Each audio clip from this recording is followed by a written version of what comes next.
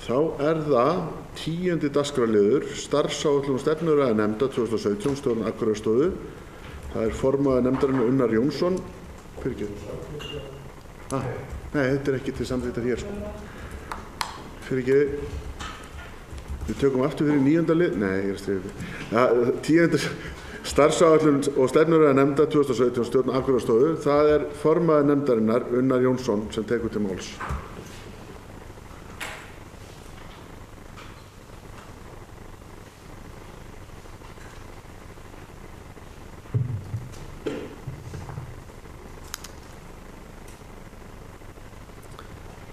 Forseti, góðir bæjarfulltrúar.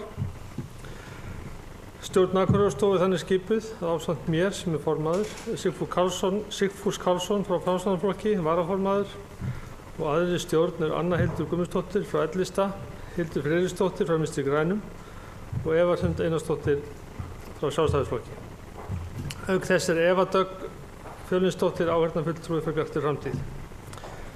Þórgnýr Dýrfjörð var framkvæmdastjóri Akureyrarstofu fram til síðustu mánaðamóta og nú verið að ganga frá samkomulagi við hann að stýra Akureyrarstofu áfram eftir að samfélagssvið var stofnað síðastliðin áramót og Kristinn J. Reymarsson var ráðinn sviðsstjóri.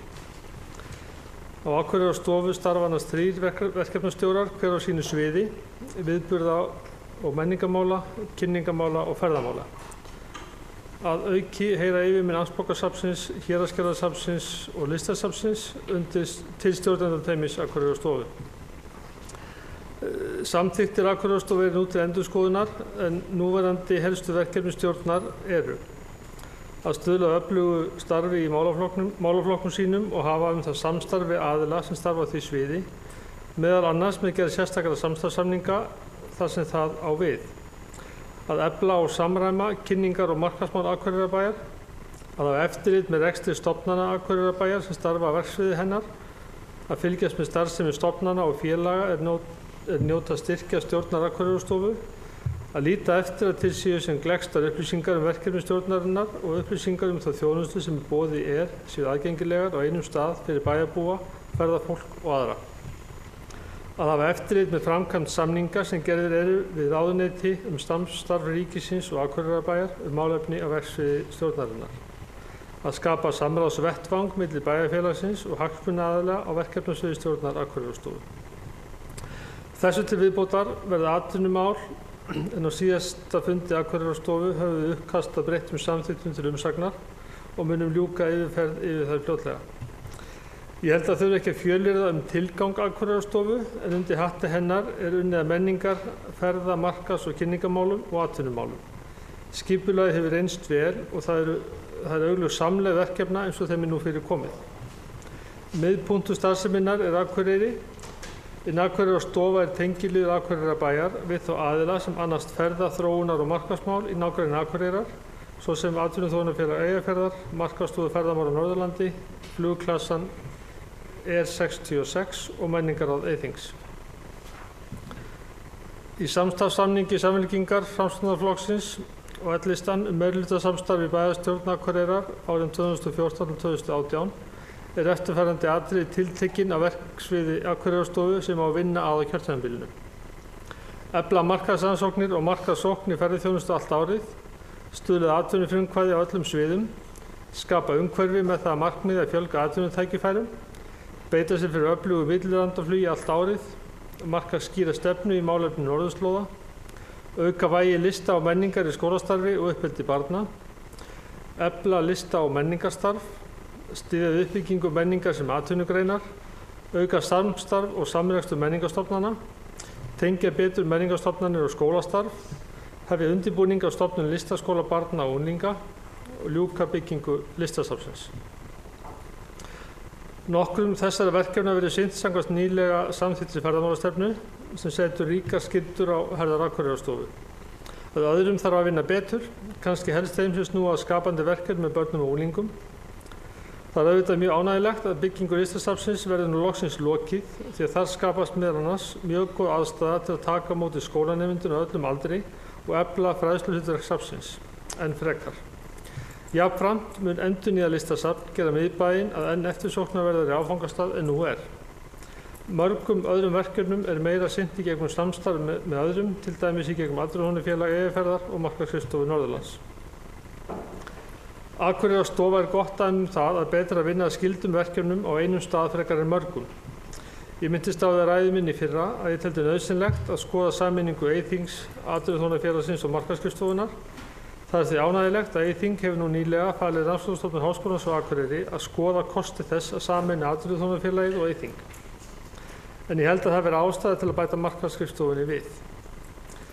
Megin hindrunin á þeim vegi mismunandi starfsvæði, en það þá bara verkefni til að leysa og við höfum fyrirmynd til að mynda í Austurbrú og Austurlandi. Ég held að með því að splæsa þessum þremur félögum saman leystust kraftar á læðingi sem myndu styrkja landshlutann allan. Frumkvæði að þessu verður að koma frá Akureyrarbæ, enda við forystu sveitarfélag í landshlutanum og eigum að vera óhrædd og staðföst við að leiða jákvæðar breytingar. Nýlega var svokallaður brúarsamningur samþykktur í stjórn Akureyrarstofu og sendur til bæjarráðs, sem hefur hann til umfjöllunar.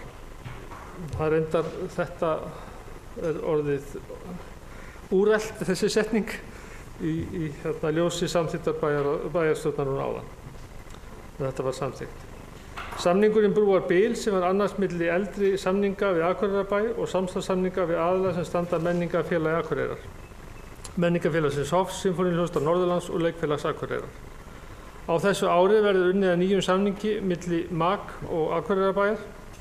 Samstarf félaganna þriggja sem standa að MAK hefur gengið vel og kostir þess að hafa þennan hátt á ótvíræðir. Þrátt fyrir það ekki hægt annað en að minnast á þá erfiðleika sem MAK hefur glímt við á árinu. Það tók eðlilega nokkurn tíma fyrir nýja framkvæmdastjóra MAK að átta sig á umfangi vandans nýkominn til starfa. Nú samt sem betur fer búið að koma málum í horf með því Akureyrarbær hljóp tímabundið undir bagga. Að mínu viti þetta mál nú að baki, fjármál MAK nú í góðum höndum og ég tel að traust og góður trúnaður ríki nú milli félagsins og Akureyrarbæjar. Á þessu ári hillir undir að hugmynd sem fylgt hefur rekstrarmódeli Hofs alveg frá upphafi geti orðið að veruleika. En það sjóður sem ekki hefur fengið nafn en gæti heitið Viðburðarsjóður Akureyrar eða Hofs. Stjórn Akureyrarstofu hefur í hyggju að ráðstafa fjármunum í slíkan sjóð sem ungt og efnaminna listafólk og listahópar geti sótt stuðningi til að nýta Hof sem vettvang og þannig stað jafnfætis öðrum þekktari sem oft hafa öfluga framleiðendur á bak við sig. Stjórnendur Menningarfélagsins þurfa þá ekki að standa frammi fyrir því að gera ákveðnum hópum sérstaka greiða eða veita sérstök afsláttarkjör sem ekki almenn. Hluti af auknum framlögum frá ríkinu muni gera þetta mögulegt. Eins og áður sagði þá mjög ánægjulegt að nú sé að hefjast framkvæmdir við endurbyggingu Listasafnsins. Þessu hefur verið beðið nógu lengi eða of lengi væri kannski nær lagi. Það verður mjög spennandi að sjá það möguleika sem nýtt og betra húsnæði mun verða veruleika. Með framkvæmdum við Listasafnið verður listagilið fullkomnað og þar eins og annars staðar þarf að gæta þess að halda uppi blómlegri starfsemi. Degluna hefði mátt nýta betur og nú verið að skoða hugmyndir að koma þar á stofn grafíkverkstæði. Verkefnið ekki mjög langt komið en mjög spennandi og verður vonandi að veruleika seinna þessu ári. Listagilið mjög þekkt og hefur sérstaka þýðingu fyrir marga sem eitthvað sem framsýnt fólk reiðist í fyrir mörgum árum og hefur staðið tímans tönn. Með enn blómlegri starfsemi í endurbyggðu Listasafni og öðru því sem jafnað á seiði í gilinu það í mínum huga eitt helsta aðdráttarafl fyrir ferðamenn, bæði innlenda og erlendra, til langrar framtíðar. Að undanförnu hefur farið fram vinna við að finna markvissari umgjörð sumarhátíðir á Akureyri. Niðurstaðan sú að haldin verði vegleg Jónsmessuhátíð sem standað í einn sólarhring með þéttri og líflegri dagskrá. Listasumar verður nokkurs konar vörumerki eða samnefnari fyrir listviðburði í júlímánuði og þá geta þeir sem standa fyrir viðburðum notið aðstoðar og kynningar frá Akureyrarstofu. Akureyrarvaka verður á sínum stað en í aðdraganda hennar verða listasmiðjur fyrir ungt fólk og hluti af hátíðahöldum Akureyrarvöku verður uppskjöruhátíð listasmiðjanna.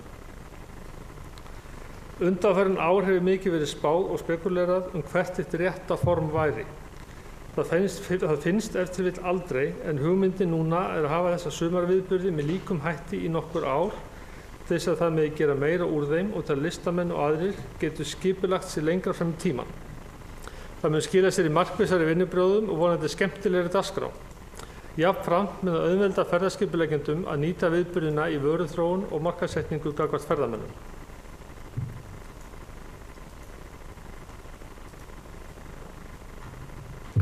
Skömmu fyrir jól mætti undirritaður hér og mælti fyrir nýrri ferðamálastefnu sem bæjarstjórn lagði blessun sín yfir.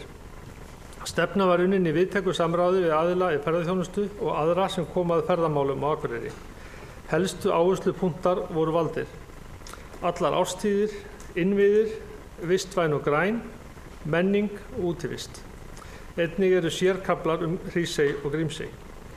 Stefnan byggir síðan á þessum þáttum með meginmarkmiðum og helstu aðgerðum til að ná þeim markmiðum. Stefnan er hnitmiðuð og henni fylgir verkefnalisti fyrir yfirstandandi ár þar sem tilgreint hvaða verkefni á að vinna og hver ber ábyrgð á að þau gangi eftir. Verkefnalistin verður endurnýjaður árlega í tengslum við fjárhagsáætlun fyrir komandi ár. Einnig fylgir ferðamálastefnunni samantekt með tölulegum upplýsingum sem nýtist til að mæla árangur á stefnunni og það er Akureyrarstofa sem ber að mestu ábyrgð á eftirfylgni með hinni nýju ferðamálastefnu. Kynningamál eru kannski rauði þráðurinn í starfsemi Akureyrarstofu. Öll önnur verkefni tengjast í gegnum kynningamálin, stjórnun á vef Akureyrarbæjar og á vefnum visitakureyri.is fer fram þar. Í kjölfar skipulagsbreytingar síðustu áramót þarf að ákveða hvort eða hve miklu leyti vefur Akureyrarbæjar verði vistaður á stjórnsýslusviði. Þó umsjón með visitakureyri.is verði að sjálfsögðu áfram hjá Akureyrarstofu. Þessu tengist væntanlega sú vinna sem er að fara af stað varðandi rafræna stjórnsýslu og mótun upplýsingastefnu. Akureyrarstofa kemur að gerð ýmiss konar útgáfu kynningarefnis á sviði ferðamála og kynningar á Akureyri út á við og inn á við. Þar með talið ársskýrslu Akureyrarbæjar. Jafnframt annast Akureyrarstofa almannatengslahlutverk eins og að semja fréttatilkynningar og koma málstað Akureyrarbæjar til skila sé þess þörf. Málaflokkar þeir sem heyra undir stjórn Akureyrarstofu eru ekki umfangsmiklir í samanburði við þá stærstu sem sveitarfélagið hefur með höndum. Þannig er áætlað að til menningarmála fari úr bæjarsjóði á yfirstandandi ári 723 milljónir króna, en þá er þess að geta að 390 milljónir króna af því fari innri húsaleigu til fasteigna Akureyrarbæjar og 333 milljónir króna til annars rekstrar. Málaflokkur næstum tvöfaldaðist í umfangi þegar hof var tekið í notkun, en meginhluti þess umfangs er húsaleiga af því glæsilega mannvirki. Eiginlegur vöxtur í framlögum beint til menningarstarfsemi hefur lítill sem enginn verið síðan hrun. Til atvinnumála er áætlaður 169 milljónir króna á yfirstandandi ári, en í þeim málaflokki er innri leiga einungis 6,5 milljónir króna. Inn í þessari fjárhæð er allur rekstur Akureyrarstofu og stjórnar Akureyrarstofu. Í fyrra fékkst loksins hækkun framlaga ríkisins til menningarsamningsins við Akureyrarbæ. Þá hækkaði framlagið 30 milljónir króna og í ár bættist upphæð sem nemur verðlagshækkun milli ára. Heildarframlag ríkisins til menningarmála á Akureyri nema nú 172,2 milljónir króna. Þrátt fyrir þessa hækkun er hún mun minni en menningarstofnanir ríkisins og menningarhúsið Harpa hafa fengið og er því enn mikið verk að vinna fyrir Akureyrarbæ í að ná fram auknum framlögum svo fjármögnun ríkisins getur talið sambærileg við það sem gerist á höfuðborgarsvæðinu. Að óbreyttu er staðan þannig að það verður ekki hægt að reka atvinnuleikhús á Akureyri sem stendur undir nafni. Þeir fjármunir sem leikfélagi Akureyrar eru skammtaðir eru það naumir að ekki er mögulegt að fastráða leikara fyrir hvert leikár. Heldur einungis að ráða leikara til hvers verkefnis fyrir sig. Verkefnaval takmarkast einnig mjög af þessum sökum. Akureyrarstofa hefur umsjón með Skáldahúsunum, Laxdalshúsi, Friðbjarnarhúsi og fleirum. Á síðasta fundi Akureyrarstofu var samþykkt að ráðast í auglýsta Laxdalshús og jafnvel Friðbjarnarhús til leigu. Annarkvort til almenns reksturs sem greiddi þá markaðslegu fyrir húsin eða til annarra nota sem hefði þá samfélagslegt gildi þó að þau stæðu ekki undir húsalegu. Meginmarkmiðið er að húsin nýtist sem best og komi í veg fyrir þá sóun sem felst í því að þau standi ónýtt og tóm árum saman. Það verður einnig skoðað með hvaða hætti er mögulegt að nýta sigurhæðir betur. Á vinnufundi sem fasteignir Akureyrar boðuðu til fyrir skömmu með fulltrúum af ýmsum deildum bæjarins var niðurstaðan sú að mæla með að Akureyrarbær seldi rýmið sem ekki nýtist leikfélaginu. Rekstrarkostnaði þess hús væri enda betur varið til listsköpunar. Það er kannski of snemmt að segja mikið atvinnumál enda eru þau nýkomin heim til Akureyrarstofu. Það bíður okkar á næstu vikum og mánuðum að spyrða þau aftur saman við önnur verkefni og ákveða hvernig þeim verður sinnt. Einhverjum verkefnum væri væntanlega rétt að sinna hjá Atvinnuþróunarfélaginu, til dæmis umsjá með brothættum byggðum í Grímsey og Hrísey, sem er samstarfsverkefni Byggðastofnunar og Akureyrarbæjar. Ákvarðanir hvernig atvinnumálunum verður sinnt þarf að einhver leyti að taka með hliðsjón af því hvernig starfsmannamálum Akureyrarstofu verður stillt upp. Á síðasta ári var hætt við að bæta við einu stöðugildi Akureyrarstofu. Nú verður stjórnun Akureyrarstofu í höndum deildarstjóra sem hefur minna stjórnsýsluhlutverk en framkvæmdastjóri hafði og getur það einbeitt sér í auknum mæli að faglegum verkefnum. Og síðustu stefnir í að umsjá með vefnum akureyri.is flytjist til stjórnsýslusviðs. Ég vænti þess að þessi mál skýrist á næstu vikum og held að þessi raunhæft að myndin verður skýrari fyrir sumarið. Það er reyndar bæði raunhæft og nauðsynlegt. Að síðustu langar með þessum vettvangi að bjóða nýráðinn sviðsstjóra samfélagssviðs, Kristinn Reymarsson, velkominn til starfa. Vonandi opnast að einhver leyti nýjar víddir hjá Akureyrarstofu með tengingu yfir íþrótta- og frístundamál sem eins og menning og listir skiptir miklu máli í atvinnulegu tilliti. Það er ánægjulegt að Þórgnýr Dýrfjörð skuli áfram stýra Akureyrarstofu. Hann hefur fóstrað hana frá stofnun og mótað hana eins og hún lítur út í dag. Og hversu vel hugmyndin Akureyrarstofu varð að veruleika, tel ég að sé mestu leyti honum og því góða fólki sem hann hefur valið með sér að þakka. Ég þakka samstarfsfólki mínu í Akureyrarstofu kærlega fyrir samvinnuna. Hún er góð og samkomulagið í nefndinni er gott.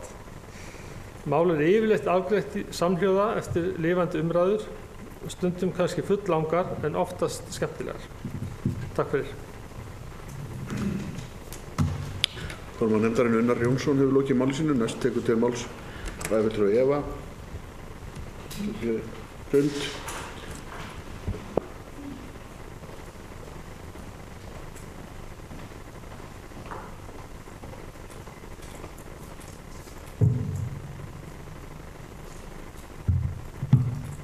Forseti og ágætu bæjarfulltrúar. Ég vil byrja á því að þakka Unnari fyrir góða yfirferð fyrir það sem við erum að gera í Akureyrarstofu. Ég tek hjartanlega undir það að samstarfið hefur verið gríðarlega gott innan nefndarinnar og bara mjög lítið verið pólitískan ágreining og má í rauninni þakka Unnari það að hann leyfir öllum að blómstra innan nefndarinnar og hugmyndir ávallt teknar gildar hvaðan sem þær koma. Vissulega mætti fundirnir stundum vera markvissari eins og Unnar kemur inn á en stundum kviknar reyndar mjög góðar hugmyndir út frá fjórri umræðu sem þarna myndast. Það sem ég langar að byrja á að fara yfir, bara svo ég gleymi ekki, að það sem mér finnst vanta upp á hjá okkur í Akureyrarstofu eru aðeins skipulegri vinnubrögð og að við höldum betur utan stöðu verkefna innan Akureyrarstofu. Ég held að það væri rosalega gott fyrir stjórnina að því að stundum er myndin óskýr og sum verkefni verið að draga allt og langt á langinn og ég hef nú nefnt hér dæmisögunum Montana-hillurnar sem tóku okkur ansi langan tíma að ná úr geymslu og koma fyrir og koma stað. En þetta er bara eitthvað sem við verðum að bæta með markvissari vinnubrögðum. Ég er nokkuð sinnum óska eftir því að við setjum verkefninu upp í skjal og stjórnin fari reglulega yfir skjalið og ég er alveg viss að þetta sé alveg að komast í framkvæmd hjá okkur. Eins ef ég sem og fleiri innan stjórnarinnar eða ráðsins óska eftir því að reglulega sé farið yfir fjárhagsáætlunina en mér fannst því verulega ábótavant þegar ég byrjaði í þessari stjórn og eitt af því fyrsta sem ég reyndi að ræddi hér í bæjarstjórnarstór var skilvirkara eftirlit með stöðu áætlana og að vinnubrögðin yrðu samræmd innan sviða. Og ég vil bara benda bæjarfulltrúa að Guðmundi sérstaklega á að það eru upptökur þess efnis. Þetta er reyndar annar fundurinn sem að Guðmundur kemur inn á það að sjálfstæðismenn sé að eigna sér hugmyndir annarra. Ég bara tekur svo mjög persónulega og ég ræddi þetta við hann mjög alvarlega eftir síðasta fund og þá nefndi hann að væri ekki að tala um mig en mér langar bara, ef þetta á ekki við okkur öll, að þá langar mér bara að biðja að hætta að setja því samhengi við alla sjálfstæðismenn hér inni. Eins ef eitthvað á þessu á mig, þá óska ég þess að fá bara skriflega frá bæjarfulltrúa Guðmundi dæmi þess efnis. Bara þannig að það sé á hreinu. En samkvæmt árbók sveitarfélaga Akureyrarbær að eyða 5,8% í menningu og listir á meðan stærri sveitarfélagin að eyða mun minna, Reykjavík 5% og hinn fyrir neðan. Já, von á því að bæjarfulltrúi Gunnar fari kannski aðeins betur yfir þessar tölur.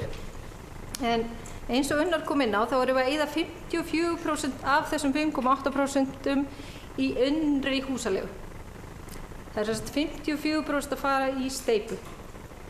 Við bara orðum á þannig. Það væri áhugavert að komast að því hvernig þetta skiptist hjá hinum sveitarfélögunum. En í því samhengi ætla ég að snúa umræðinu að listasafninu. Ég hef ávallt sagt að þær hugmyndir sem eru með listasafnið séu mjög flottar og metnaðarfullar. Og ég hef ávallt talað fyrir því að ég vilji sjá þær blómlegt líf og mikla listsköpun. Ég hef samt haft mínar efasemdir það að við séum að fara rétta leið með því að eyða svona miklu peningum í steypu en ekki listina sjálfa. Ég á því að það sé hægt að gera mjög flott listasafn fyrir minni pening og þá hugsanlega með því að sleppa því að tengja Ketilhúsi við og jafnvel bara selja það til einkaaðila. Þá jafnvel til aðila sem hafa hugsanlega þá huga á að setja upp norðurljósasafn eins og einhver bæjarfulltrúi nefndi hér daginn. Hér í þessum ræðustól að mig minnir á síðasta ári og að mig minnir að það hafi verið formaður bæjarráðs, en ég ætla ekki að fullyrða að þá hafi verið sagt að hér ætti ekki að eyða krónu meira í listasafnsframkvæmdina en 400 milljónum. En samt sem áður virðast embættismenn og hönnuðir vinnað hönnun sem kostar bæinn mun meira. Nú síðast ég heyrði þá voru komin upp í 540 milljónir. Ég heyrði það allavega nefnt og ég ekki búin að fá það staðfest hvort að búnaður sé það innifalinn eða ekki, eða hvort hann eftir að bætast við. Þannig að í þessu tilfelli og reyndar örugglega nokkru sinnum áður hönnun því engan veginn í takt við þá fjárhagsáætlun sem hefur verið sett fram. Ég yrði persónulega ekki sátt við það ef ég færi til arkitekts og bæði hann að hanna fyrir mig einbýlishús fyrir 40 milljónir en svo hönnunin sem ég fæ þess efnis að hún krefst þess að ég eyði 70 milljónum í einbýlishúsi.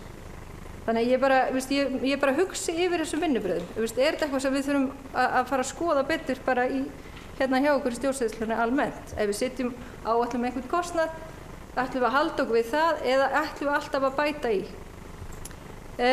Mér finnst einnig líka óljóst ennþá hvaða starfsemi eigi að vera í húsinu. Fyrir breytinga voru í listasafninu vinnustofur fyrir listamenn. Hugsun að þeir hafi aðsetur í listasafninu sjálfu eftir breytingar eða munu þeir sjálfur þurfa að útvega sér húsnæði eða það hugsun að bærinn munu skaffa annað húsnæði fyrir þá aðila. En ég satt með þeim á fundum daginn og ég fann kallað eftir þessu. Eins hefur Kaktus sem hefur verið mjög virkur hópur listamanna verið með aðsetur í húsnæði þar sem listasafnið í dag. Þeir eru núna að leita sér framtíðar húsnæði. Munu þeir fá aðsetur innan þessa húsnæðis eða erum við að fara að finna annað fyrir þann hóp? Þannig að þarna allan nokkra spurningar sem ég hefði viljað fá svör við. Ég var í hópi sem var myndaður til þess að ræða framtíð listasumars og þá var einmitt haldinn fundur með hópi listamanna sem var afar góður og mjög upplýsandi fundur fyrir mig sem bæjarfulltrúa og ég bara legg til að sem flestir bæjarfulltrúa við myndum jafnvel bara halda fund saman fyrir bæjarfulltrúa og hitta þessa aðila. En þar kom mjög sterkt fram að sá hópur listamanna sem stundar sína list og tengist listagengnu finnst ekki sætt nægt fjármagn í listina sjálfa. En hvað var það ákvörðun listasumari, ég mjög ánægð með þá lendingu sem var tekin þar og ég ánægð með að logoið fá að halda sér þó að verkefni sé í breyttri mynd. Þannig að ég vona að sem flestir séu mér sammála í þeim efnum. Menningarfélagið, ég hef aðeins komið að vinna með þeim þar sem ég sit í stjórn Sinfóníuhljómsveitar Norðurlands. Ég verð nú bara að segja það, jafnast á við grettistak hverju þau hafa óorkað í viðsnúningi rekstursins núna á síðustu misserum. Ég auðvitað bara krosslega maður fingur og vonar að þær áætlanir sem hafa verið settar muni áfram muni standast áfram. Því að þarna mjög metnaðarfullt starf unnið og ég er sannfærð það að þessi breytinga hafa sett þessi félög saman. Ég sannfærð að sú ákvörðun hafi verið rétt og þannig ég vona virkilega að þetta sé núna byrjun á einhverju góðu og þarna sé félag sem muni á næstu árum fara að blómstra allverulega. Og mér finnst þetta líka bara ótrúlegt hvað þau hafa náð að búa til og haldið út í starfsemi núna á þessu starfsári með við afskaplega lítið fjármagn. Með samhentu átaki margra aðila tókst að fá ríkið til þess að bæta við 30 milljónir við menningarsamninginn á síðasta ári og svo núna að fá verðlagshækkun á milli áranna 2016 og 2017. Ég held að við séum samt öll sammála hér inni að við erum enn langt í land með að fá ásættanlega hlutdeild af fjármagni í menningarmál frá ríkinu á þetta landsvæði. Þannig að það ærið verkefni framöndan í okkur sem vinnum að þessum málum að reyna að rétta þann hlut af. Mér líst mjög vel á að stofnaður verði sjóður fyrir ungt og minna listafólks sem það getur leitað í til þess að koma listsköpun sinna á framfæri í Hofi. Og það eiginlega bara að mínu mati að það var eiginlega nauðsynlegt og ég held að sem mati fleira að taka þessa kvöð af menningarfélaginu og setja það frekar inn á borð bæjarins. Ég nokkur sem talaði það hér að ég upplifi eins og kannski margir aðrir óljós skil á milli Akureyrarstofu, Markaðsstofunnar, Atvinnuþróunarfélagsins og Eyþings. Ég sitt sjálf í stjórn Eyþings og afar ánægð með þá ákvörðun stjórnar að gera fýsileikakönnun á sameiningu á atvinnuþróunarfélögunum á Eyþingi. Og ég bara vona að það komi jákvætt út því að það hefur verið mín skoðun lengi að þetta eigi að skoða. En ef af því verður að þetta verði að hluta til sameinaða þá þarf samt sem áður að skerpa skilin á milli þeirra sem eru þá ekki innan þessar sameiningu og þeirra sem verða utan hennar. Þannig að en samt sem áður að halda þessari góðu samvinnu sem hefur verið. Ég reyndar ósammála Unnari með það að eigi að bæta Markaðsstofunni við í þennan pakka. Bara ástæðan fyrir því að hún allt öðruvísi sett saman. Þarna eru einkaaðilar sem að hluta til standa að henni og ég sé ekki endilega fyrir mér í framtíðinni að sveitarfélögin eigi að vera svona sterk inn í Markaðsstofunni. Þegar hlutfall ferðamanna hingað á þennan landshluta eru orðin góð og ásættanlega fyrir okkur, þá held ég frekar að við eigum að draga okkur úr og eyða orkunni okkur í eitthvað annað heldur en að Markaðsstofu ferðamála. Og þá bara náttúrulega í einkaaðilarnir að bæta í ef þeir hafa hug á því eða jafnvel kannski verði bara ekki þörf fyrir þetta lengur. Eins og ég sagt hér áður þá var einstaklega gaman að taka þátt í mótun ferðamálastefnunnar.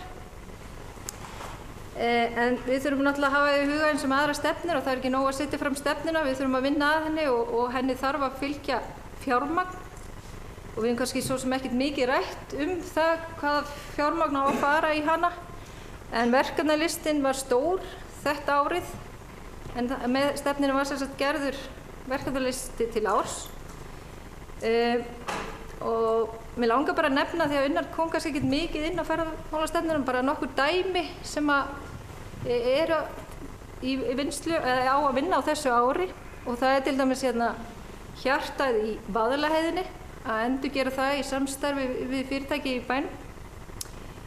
Skoða afgreiðslu og opnunartíma stofnana á vegum bæjarins með tillit til þarfa ferðaþjónustunnar. Síðan náttúrulega millilandaflugið áfram að vinna í því eins og við höfum verið að gera. Ráðstefnuklassi, tryggja aðgengi að ferðamannastöðum, bæta merkingar fyrir ferðamenn. Þetta hefur nokkur sinnum rætt og gríðarlega mikilvægt og hefur verið verulega ábótavant.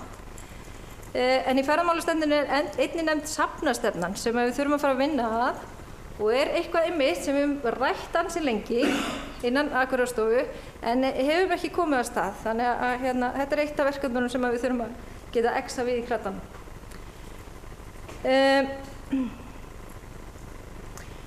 Annað mál, mér finnst afskaplega mikilvægt að leggja áherslu á að við fáum það í gegn að skáldahús sem verði viðurkennt sem þjóðargersemar. Og ég held ég þreytist nú ekki að minna á það innan stjórnar Akureyrarstofu, en ég vona svo innilega nú þegar Brynhildur þingmaður Bjartrar framtíðar hefur hætt á þingi að það séu aðrir þar innanborðs sem munu tala þessu máli. Og ég vil bara þakka, hún á bara þakkir skyldar fyrir þá vinnu sem hún lagði til við að reyna að koma þingheimi í skilning um mikilvægara þessa mála. Og auðvitað það bara núna okkar bæjarfulltrúar að láta í okkur heyra og berjast fyrir þessu áfram.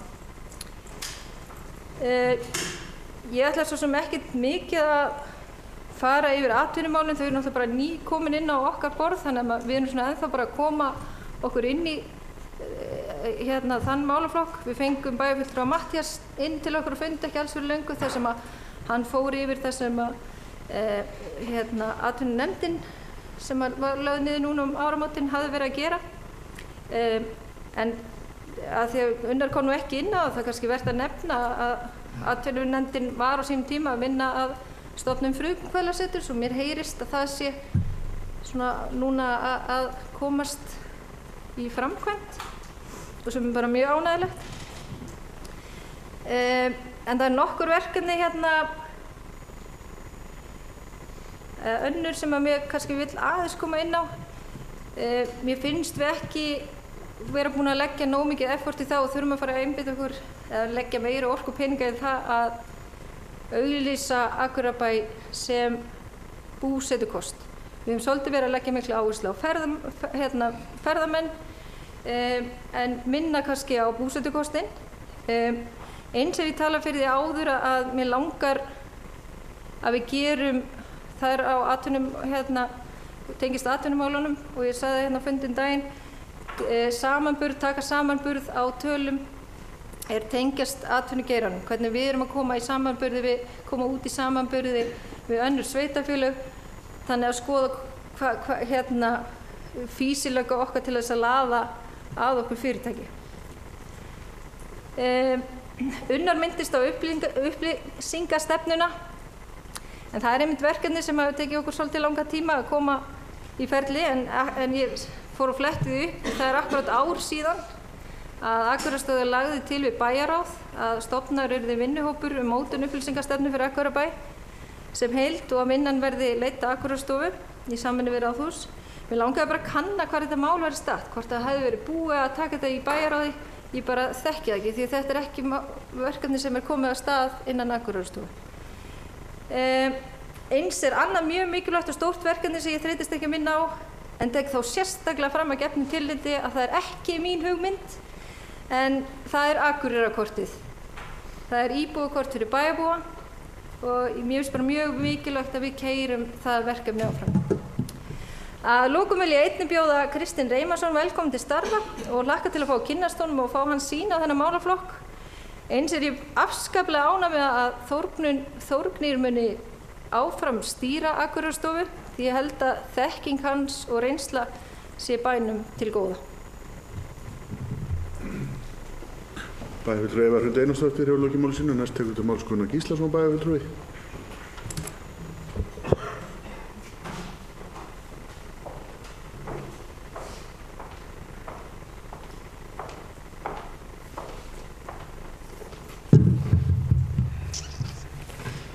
Forseti ágætu bæjarfulltrúar. Ég vil byrja að þakka formanni Akureyrarstofu, Unnari, fyrir ágætt yfirferð og ekki síður bæjarfulltrúa Evu Hrund fyrir þetta innlegg sem hún var með hérna áðan. Ég ætla nú að reyna að passa mig að fara ekki að ræða alveg sem mál og hún. Það eru nokkur atriði sem ég langar til þess að nefna í tengslum við þessi stefnuræðu og kannski forvitnast og fá svör við. Ég vil taka í fyrsta lagi bara undir orð bæjarfulltrúa Evu Hrundar hérna áðan starfsmenn og stjórnendur hjá MAK Mér finnst og tek undir það er aðdáunarvert hvernig þeir hafa tekist á við það verkefni sem þeir stóðu frammi fyrir þegar að staðan varð ljós á síðasta ári og það er alveg greinlegt að menn leggja allt í sölurnar til þess að halda sjó, sinna góðu verki og starfi.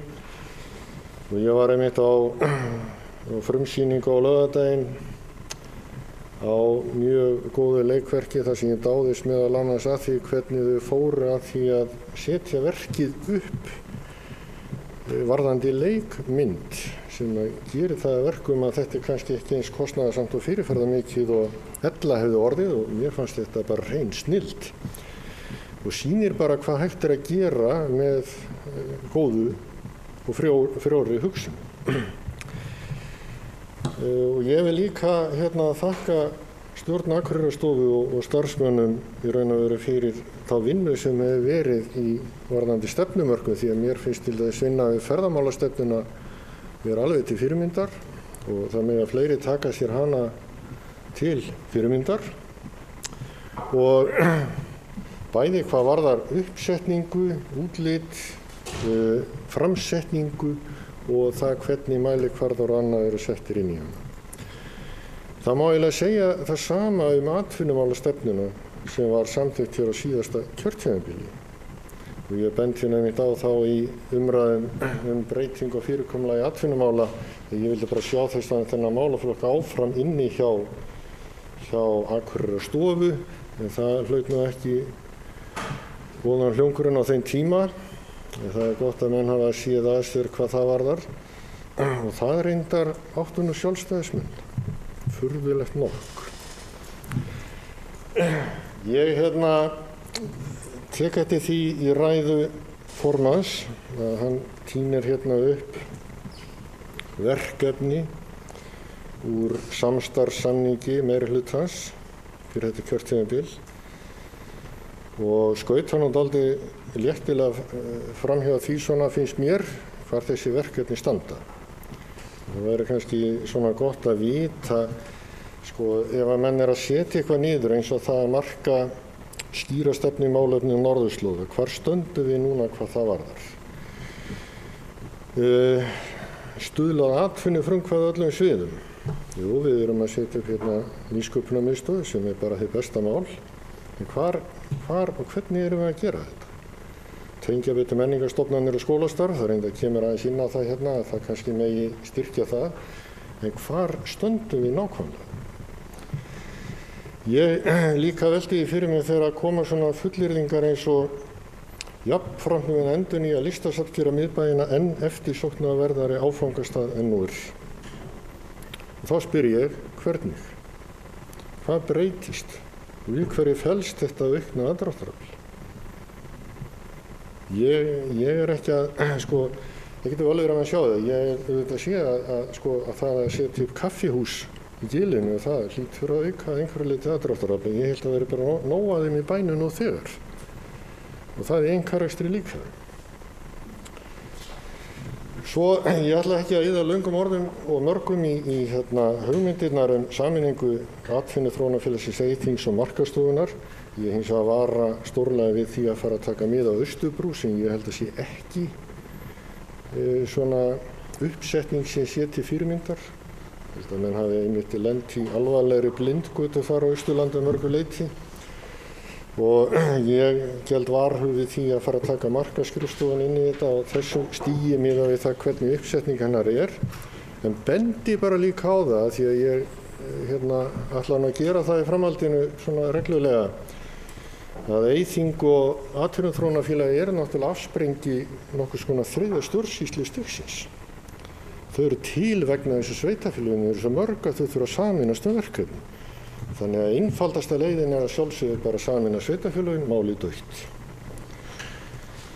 Hins vegar velti ég fyrir mér að því við erum nú með Eyþing og atvinnuþróunarfélagið.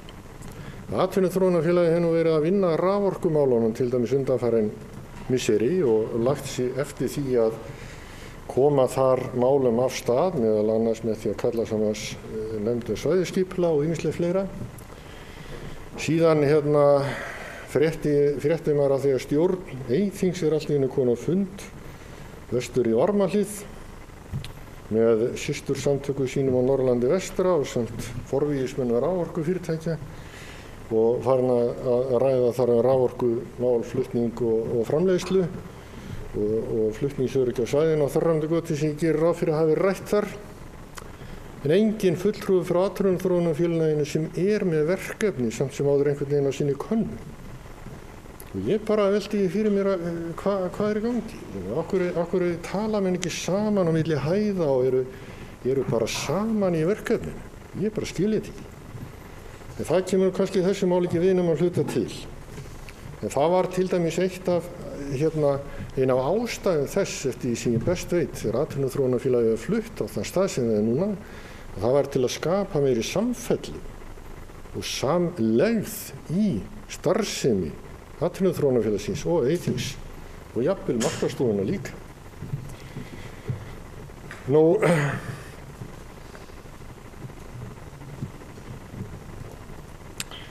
Síðan velti ég einu fyrir mér. Mér langar bara til að orða það hérna aðeins með listasafnið. Ég get svona ekki alveg látið það í friði. Á listasafninu voru 4,39 stöðugildi árið 2012. Þau eru orðin 6,16 á síðasta ári, raunstöðugildin. Þarna hefur þeim fjölgað svona cirka 1,7, 1,8.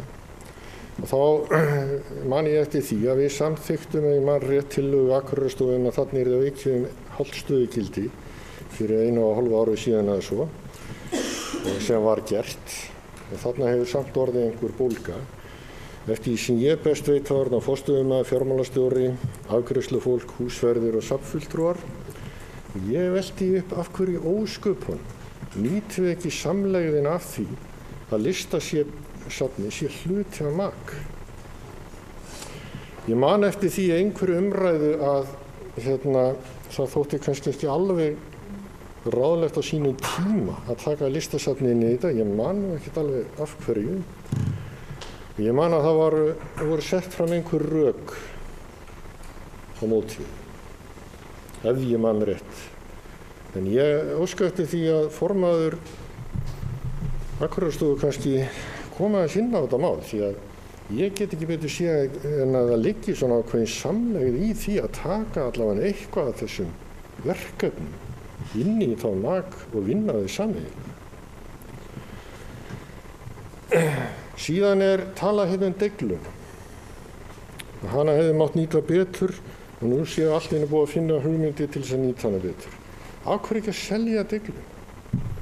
Ég skil ekki þessa þrákelkni í mönnum að reyna að halda í hvert hús sem mögulegt að halda í og byggja alltaf meira og meira. Og það reyndar dálítið alvarlegt ef að rétt að við séum að fjölga fermetrónum í listasafninu mjög mikið og leið að útvísa starfsemi listamanna úr húsnæði með einhverjum hætti. Er það ekki eitthvað öfugsnúið í þessari hugmyndafræði? Það talað hérna það sem alveg rétt að húsaleiga stærstur hluti reksturs menningar í menningarmálaflokknum. Og tekið hérna fram að hans sé 54% og ég ætla bara að benda ykkur á glæruna sem ég sendi en komst því miður ekki nógu snemma til að birtast á skjánum. Þetta eru 54% eða 390 milljónir sem að fara í innri leigu, þar að segja steypuna eins og bæjarfulltrúi Eva Hrund nefndi hérna áðan, og það eru þá 333 milljónir eða 46% sem fara þá í annan rekstur og langstærstu hluti þessi eru laun. Svo það alveg rétt að það hérna tekið fram að það sé vilji til að selja rýmið og nýta þá fjármuni sem þar losna til þess að efla listsköpun í bænum. En ef við flettum aðeins á næstu glæru þarna, ef við erum með þetta fyrir framan ykkur, að þá tók ég bara svona ganni, svona grófa mynd af því ef að listasafnið væri nú komið inn og staðan óbreytt. Ég lækkaði annan rekstrakostnað vegna þess að ein af forsendunum sem eru dregna fram með því að tengja Ketilhúsið og Mjólkursamlagið saman séu að þarna sé hægt að spara þá stöðugildi jafnvel. Þannig að ég lækka bara launakostnað með núverandi stöðu en hækka innri leiguna þessar 54 milljónir sem falla þá á sveitarfélagið vegna þess að það búið að samþykkja að bjóða út byggingu Listasafnsins fyrir 540 milljónir. Þannig ég geri ráð fyrir því að það sé bara lágmarkstala. Þá erum við konið með 444 milljónir innri leigu eða 57%. Og það kannski þetta sem að maður svona veltir fyrir sér í öllu þessu samhengi að í kosningabaráttunni 2014 þá held ég allir flokkar hafi verið með það á stefnuskrá sinni að þeir vildu klára Listasafnið. Ég held að allir hafi verið sammála um það. Efla og styrkja og klára þetta húsnæði sem stóð efla þannig starfsemina og gera það vel og það var talað einhverju 100-150 milljónir og við fórum náttúrulega bara staðið með það inn í baráttuna og ekkert mál með það. Ég man meira að sé að einhverju tímapunkti var að tala 50 milljónir sem er náttúrulega bara hlægileg tala miðað við það sem við erum að horfa á í dag. Ég bara skil ekki alveg hvernig upplýsingaflæði virkar hérna vegna þess að nú liggur fyrir minnisblað undir fundargerð umhverfis- og mannvirkjaráðs þar sem fram kemur að hugmyndirnar þessa hönnun hafi komið fram í kringum 2011. Og þá skil ég nú bara orðið ennþá minna í þessu máli. Og það kannski þetta sem að velti fyrir sér. Svo náttúrulega hitt að þegar að fullvirt var hérna í ræðustól að þetta myndi ekki kosta meir en 400 milljónir, þá sagði þáverandi framkvæmdastjóri fasteigna Akureyrarbæjar að þetta væri aldrei undir 500 milljónir. Hvað var þá gert eins og bæjarfulltrúi Eva Hrund var að benda á? Var þá ekki bara hjólað í verkefnisliðið og sagt, heyri, þið fyrir að skrúa það niður, nú bara förum við gefið 400 milljónir og þessi hönnun, hún verður bara þannig að þetta kosti ekki meir. Punktur og basta. Það hefur ekki verið gert. Og kæmi mér í sjálfu sér ekkert á óvart að þessi kostnaður yrði meiri. Hvort það verður 600 milljónir, 650, 700, hvað veit ég? Því miður að þá hefur allt og oft borið við að við erum ekki að vinna þessar áætlanir þannig að þær standist upp í staði. Og það er kannski líka hitt sem við erum að hafa í huga að við erum kannski að fara þarna í framkvæmdir ekki á besta tíma með tilliti til þess hvers konar tilboð við fáum. Og hér erum við ekki að tala gegn því að Listasafninu verði búin góð aðstaða, fjarri því. Við erum heldur ekki að tala um það að gera lítið úr listastarfinu. Ég væri miklu frekar tilbúin til þessu. Ég held við værum öll sammála um það að taka þessa 10, 14, 15, 20 milljónir sem að munu aukast, sem munu hækka vegna innri leigu af því að það er búið að auka kostnaðinn við bygginguna, sjá það inn í listastarfinu. Þá komum við kannski einu sem við þurfum að hafa kannski í huga, ef maður skoðar þessar pælingar sem ég var að setja þarna. Akureyrarbær hefur í gegnum árin verið að leggja heilmikið í menningarmál. Og það er bara að fara langt aftur og sjá það að 6% af skatttekjum bæjarins, 6-7% á undanförnum árum hafa farið í menningarmál. Á sama tíma hefur þetta hlutfall verið svona rokka frá 5 upp í 6 í Reykjavík, en verið þetta frá 2 upp í 3%, til dæmis í Kópavogi, Garðabæ, Hafnarfirði. Reykjanesbær hefur yfirleitt verið með aðeins hærra hlutfall og meðaltalið í þessum sveitarfélögum er í kringu 4%. En hvaða tölur er þetta þá? Á árinu 2015 þá er Akureyrarbær að setja 39.600 krónur á íbúa í menningarmál. Í Reykjavík er þetta 31.746. Í Kópavogi 15.183, á Hafnarfirði 13.336, meðaltalið 26.612. Hjá öllum þessu sveitarfélögum er langt yfir þessu.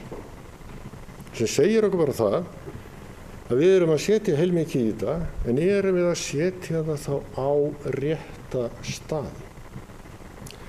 Og þetta vakti mig til umhugsunar hérna umfjöllun sem við fengum eða kynningu á rekstri leikfélagsins. Það sem því var haldið fram, og hugsanlega bara með réttu, og örugglega rétt, að Reykjavíkurborg setji 8.000 hvern íbúa í leikfélag Reykjavíkur, en miðað við þær upplýsingar sem ég nýjasta núna, að þá Akureyrar bara að leggja 5.300 krónur íbúa, eða 34% minna. Þá fór ég aðeins að pæla, jú, við getum orðað þetta svona, en hver ákveður skiptingu? Við erum að setja miklu meira fé inn heldur en önnur sveitarfélög á sambærilegri stærð. Þannig við hljótum að velta því fyrir okkur hver ákveður skiptingu, af hverju leikfélag ekki að fá meira eða þar fram til götu. Og nú ég ekki að gera lítið úr þeim vanda að við erum ekki að fá þau sanngirnisframlög frá ríkinu í samanburði við Reykjavík. Bara alveg fjarri. Og það liggur alveg fyrir að við þurfum að sækja það mál mjög stíft. En ég kannski vil koma sér umræðu þá plana við síðan þá að ræða þetta út frá einhverjum svona raunforsend. Og það sem mér finnst gleymast í þessu það að leikfélagið stóð á árinu 2012, ef ég man rétt, með 90 milljón króna skuld allt inn á baki. Þið leiðréttið mig ef ég að fara með rangt. Það var ákveðið að greiða þá skuldu upp en lækka framlagið til leikfélagsins næstu ár til að greiða þetta tilbaka. Leikfélagið rétt að komast upp úr þessum öldudal þegar menningafélagið stendur með 75 miljón króna skuld á bakinu sem þú ræður ekki við. Það var síðasta ári. Aftur hleypur bærinn undir bagga, greiðir skuldina 75 milljónir, en menningafélaginu ætlað semst að greiða það tilbaka núna næstu 2 árum. Það voru 20 milljónir sem fóru ekki til menningafélagsins á síðasta ári og 27,5 á þessu og 27,5 á næsta. Reyndar kemur þar inn á þessu ári þessar 5 milljónir í árangurstengingu ef þeir standa sig, sem ég finnst bara sanngjarnt. Líka af því að íþróttafélög hafa fengið slíka bónusa hér fyrir.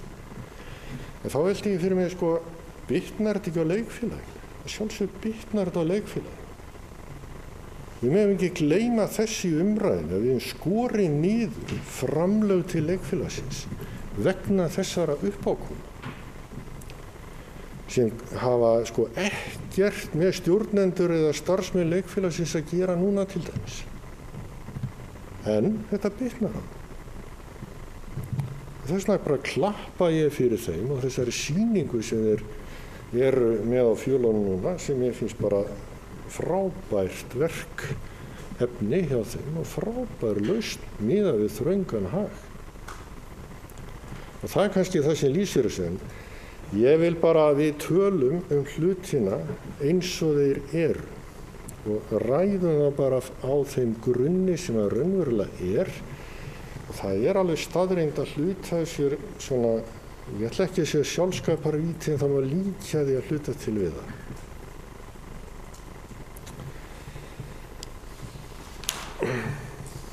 En það sem að fer fyrir brjóstið á mér í öllum þessum pakka, það er raun og veru það að okkur tekst einhvern veginn ekki að komast út úr þessum farsa að auka alltaf útgjöld í tengslu við steypuna.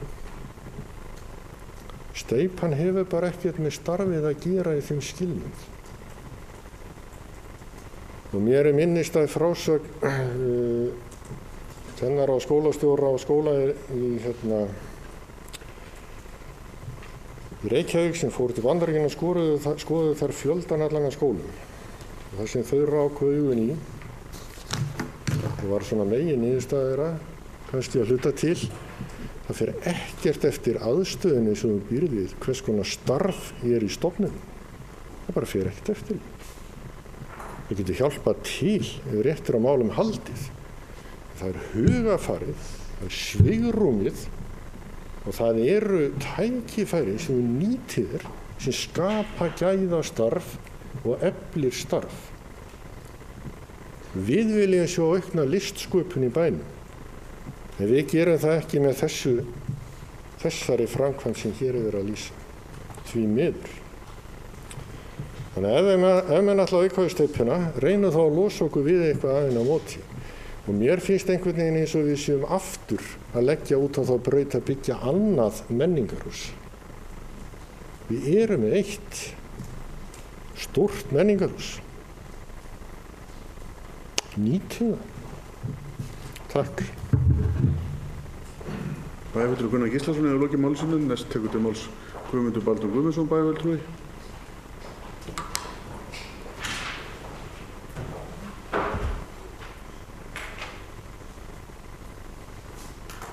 Forseti, ágætu bæjarfulltrúar. Ég vil byrja á því að þakka formanni Akureyrar Unnari fyrir hans málflutning hér, eða hans framsöguræðu. Ég vil líka þá nota tækifæri og biðja Evu Hrund afsökunar á því ef ég hef móðgað hana persónlega, en ég skal á muna það að passa tungu mína, en ég sá að Gunnar brosti yfir því þegar ég var að gagnrýna hann. Hann er svona kannski með vissu upp á sig skömmina, en ég ætlaði engan að móðga. Aðeins kannski að því sem að hefur komið hérna fram, og mér langar aðeins að ræða, af því ég er nú formaður Eyþings líka, þá hafði þessi sameining Eyþings atvinnuþróunarfélagina verið athugun hjá Eyþing, og við nýverið höfum fengið Rannsóknarstofnun Háskólans á Akureyri til þess að gera úttekt á þessu. Ég tek undir með Evu Hrund að ég vona það að þetta verði til þess að góð niðurstöða fáist. Ég held að það sé vilji okkar Akureyringa að sjá þetta verða veruleika, og það kom glöggt fram í málflutningi formanns Akureyrar hér áðan. Hins vegar erum við kannski ekki alveg sammála því hvort að markaðsskrifstofan eigi heima þarna inni. Ég tek undir með bæjarfulltrúa Evu og líka bæjarfulltrúa Gunnari að ég held að markaðsskrifstofan þurfa að standa utan við þetta. Hins vegar það þannig að í öllum þessum stofnunum sem við erum að reka, þá er það Akureyrarbær sem er hryggjarstykkið í rekstrinum, þar að segja við erum að borga þessar stofnanir að stóru hluta. Í Eyþingi erum við að borga einhver 73% af rekstrinum, atvinnuþróunarfélögunum 63% í Eyþingi og 73% af atvinnuþróunarfélaginu. Þannig að þetta er eitthvað sem við viljum bara láta skoða og kanna, og hvort að hugsanlega megi gera með öðrum hætti, ekki þá til að endilega draga úr kostnað vegna þessa, heldur bara að nýta fjármunum okkur betur. Það er það sem ég til vera afar mikilvægt. Við erum, og af því að bæjarfulltrúi Gunnar vék úr salnum, þá hefði ég kannski vilja hafa hann þegar ég verið akkúrat að tala mál sem hann talaði hér áðan, sem var svæðisskipulag. Og það er til dæmis eitt af því sem hefur verið vistað hjá atvinnuþróunarfélaginu. Og spurningin er svo, á svæðisskipulag akkúrat að vera hjá atvinnuþróunarfélaginu, vegna þess að atvinnuþróunarfélagin eru í öllum tilfellum í dag komin undir landshlutasamtökin. Það er bara hér á þessu svæði sem þetta er, þannig að svæðisskipulagið, Eyþing er í rauninni stofnun sem er í rauninni ætlað að vera í samskiptu við stjórnvöld fyrir sveitarfélögin hér á svæðinu, og þá kannski væri eðlilegra að svæðisskipulag ætti heima inni hjá Eyþing. Þannig þetta er eitthvað sem að menn ætti að hafa til athugunar, og það kannski gerist þegar atvinnuþróunarfélagið kemur inn í ef það verður. Við erum til dæmis núna hjá Eyþing að vinna að verkefni sem er til svæðisskipulag ferðaþjónustu. Og það er eitthvað sem er gert og unnið í gegnum sóknaráætlun. Þannig að þetta pínu til skarast þarna, og það er það sem ég mjög oft talað fyrir, að mér finnst svona stundum að við séum öll að vinna að sömu málum. Og af því til að mynda bæjarfulltrúi Gunnar benti á það að atvinnuþróunarfélaginu hefði verið boðið að fara með okkur á fund á mánudag, þar sem að svæðisfélögin, þar að segja svæðisfélag á Eyþing, landshlutasamtökin voru að tala hér á Norðurlandi eystra og Norðurlandi vestra, voru að tala saman raforkumál og fengu til sín sérfræðinga. Jú, vissulega mætti segja að við hefðum mátt að taka fleiri inn, og það var með þess að rættu þá tímabili að gera þetta á opnum fundi. En það var hins vegar krafa þeirra fyrir vestan okkur að þetta væri bara stjórnir þessara samtaka sem þarna hittust, og við fórum á þeim forsendum. Ég meina, það er vissulega rétt að atvinnuþróunarfélagið unnið ötullega í þessum málum, þar að segja raforkuflutningum, og það er kannski líka væri hugsanlega, og jú, það er samlegð þegar menn eru komin í sama húsi, það er alveg rétt, En auðvitað held ég að sem sameinuð stofnun þá myndum við hugsanlega ná betri nýting á því og betri vinnubrögðum. Þá væru við kannski, þó svo að við séum í sama húsi, þá er þetta 2 einingar og þær myndu hugsanlega vinna betur saman ef þetta væri 1 eining. Þannig það er þetta sem ég myndi vilja menn hefði í huga. Ég tek undir það að sem sagt, sko við þurfum líka, það er varðandi til að ég ræddi það, hefur rætt það til að mynda með markaðsstofuna, að við erum stærsti aðilinn, þetta náttúrulega ólíkir aðilar og það var talað hér að fyrirverandi, á síðasta ári, að það var fyrirverandi formann Eyþings, þá var að vera að reyna að hugsa með að saman þetta allt saman, að menn urðu ekki hressi með það hjá markaðsstofunni, að þar koma óskyldir aðilar að. Hins vegar finnst mér mjög ólíkindum að Akureyrarbær sem er að leggja fram stóra og mikla peninga inn í þessa starfsemi skuli ekki eiga stjórnarmann og taka þátt í þessu. Mér finnst það eitthvað sem að menn ættu verulega að hafa til athugunar og mér finnst að þetta sé eitthvað sem við eigum að skoða. Menningarfélag Akureyrar, það er eitthvað sem við höfum náttúrulega og menn ræddu hérna og ég vil taka undir með bæjarfulltrúa Gunnari að sýningin sem kallast Núno og Júní ef ég manna þetta rétt sko, þetta er aldrei flókið fyrir svona gamla menn eins og okkur að reyna, okkur ég ætla ekki að tala ykkur, eins og mig þó að hér sé maður sem er í afmæli í dag, Jón Þorvaldur, hann er afmæli í dag, en minnst þú að segja það þannig að mér finnst þetta leikrit vera afskaplega velgert, það er nákvæmlega eins og þarna skal ég segja, ég hugsa svona neyðin kenni naktri konu að spinna og mér finnst bara leikfélag að hafa dálítið gert það. Þeir eru að setja þarna fram metnaðarfulla sýningu sem hefur boðskap til okkar allra. Það er bara svolítið, ég bara skora fólk á að fara á þessa sýningu þess að þetta er boðskapur sem á heima við okkur öll, ekki bara unglinga. Og mér finnst ég bara að gera þetta vel og þetta er eitthvað sem hefur verið. Það er alveg rétt hjá bæjarfulltrúa Gunnari að við höfum ekki fyllt nógu vel eftir með leikfélaginu. Við erum að tala sömu krónutölu til leikfélagsins til í fjárútlátum frá árinu 2007, 2008, 2007 þegar við áttum þetta gullaldar tímabil okkar, þegar allt var í blóma að okkur fannst og það var vissulega rétt, það var góður gangur hjá leikfélaginu. En þá erum við með sömu krónutölu í dag á meðan og það má segja að það sé kannski einhver ígildi einhver 60% af framlögum sem við lögðum til þess á árinu 2008. En það hins vegar verðum við í rauninni að skoða vegna þess að ef við förum að berjast fyrir auknum menningarsamningi sem við eigum að gera og við eigum rétt á að fá meira framlag hér á ríkinu en að þá á sama skapi verðum við að leggja meira með rekstrinum.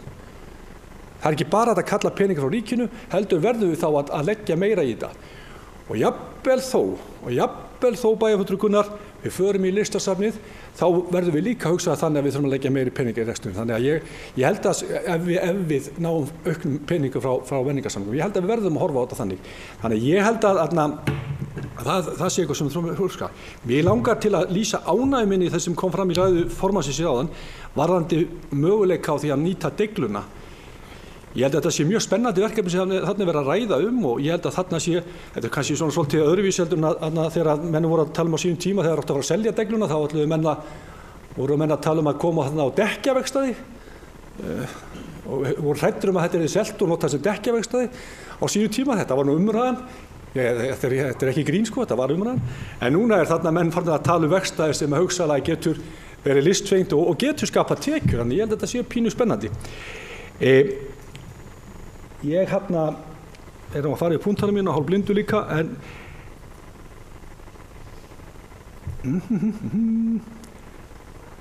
það er eitt sem ég á eftir Eva kom inn á, það er hún talaði um að hrósa Brynhildi fyrir hennar baráttu fyrir Skáldahúsunum, alveg rétt. Hins vegar er það þannig að þegar við fundum með þingmönnum daginn, þá opnaðist fyrir okkur svona nýr veruleiki. Að núna er þetta ekki orðið barátta við þingmenn, á svona seinnistigum eins og fara fyrir fjárlaganefnd, nú þurfum við að berjast fyrir þessu og reyna að koma sér í ráðuneyt til þessu hugsun. Auðvitað náttúrulega er það þingmenn sem þurfa að íta á með okkur og við erum að snúa bökum saman, en baráttan er aðeins að breytast og við erum að fara fyrir í umræðuna hvað við viljum gera. Og þetta er eitthvað sem við þurfum að hafa verulega í huga þegar við erum að vinna með þingmönnum okkar. Það er það að ef við viljum sjá eitthvað gerast, að þá þurfum við að byrja baráttuna núna. Og þar liggur til dæmis mikilvægt hlutverk sem að bærið þarf að taka. Það er menningarsamningurinn. Við þurfum að fara að byrja að ræða við menntamálaráðuneytið og menntamálaráðherra núna. Og við búum svo vel að menntamálaráðherra kemur úr kjördæmi og líka fjármálaráðherra. Og við skulum bara taka slaginn.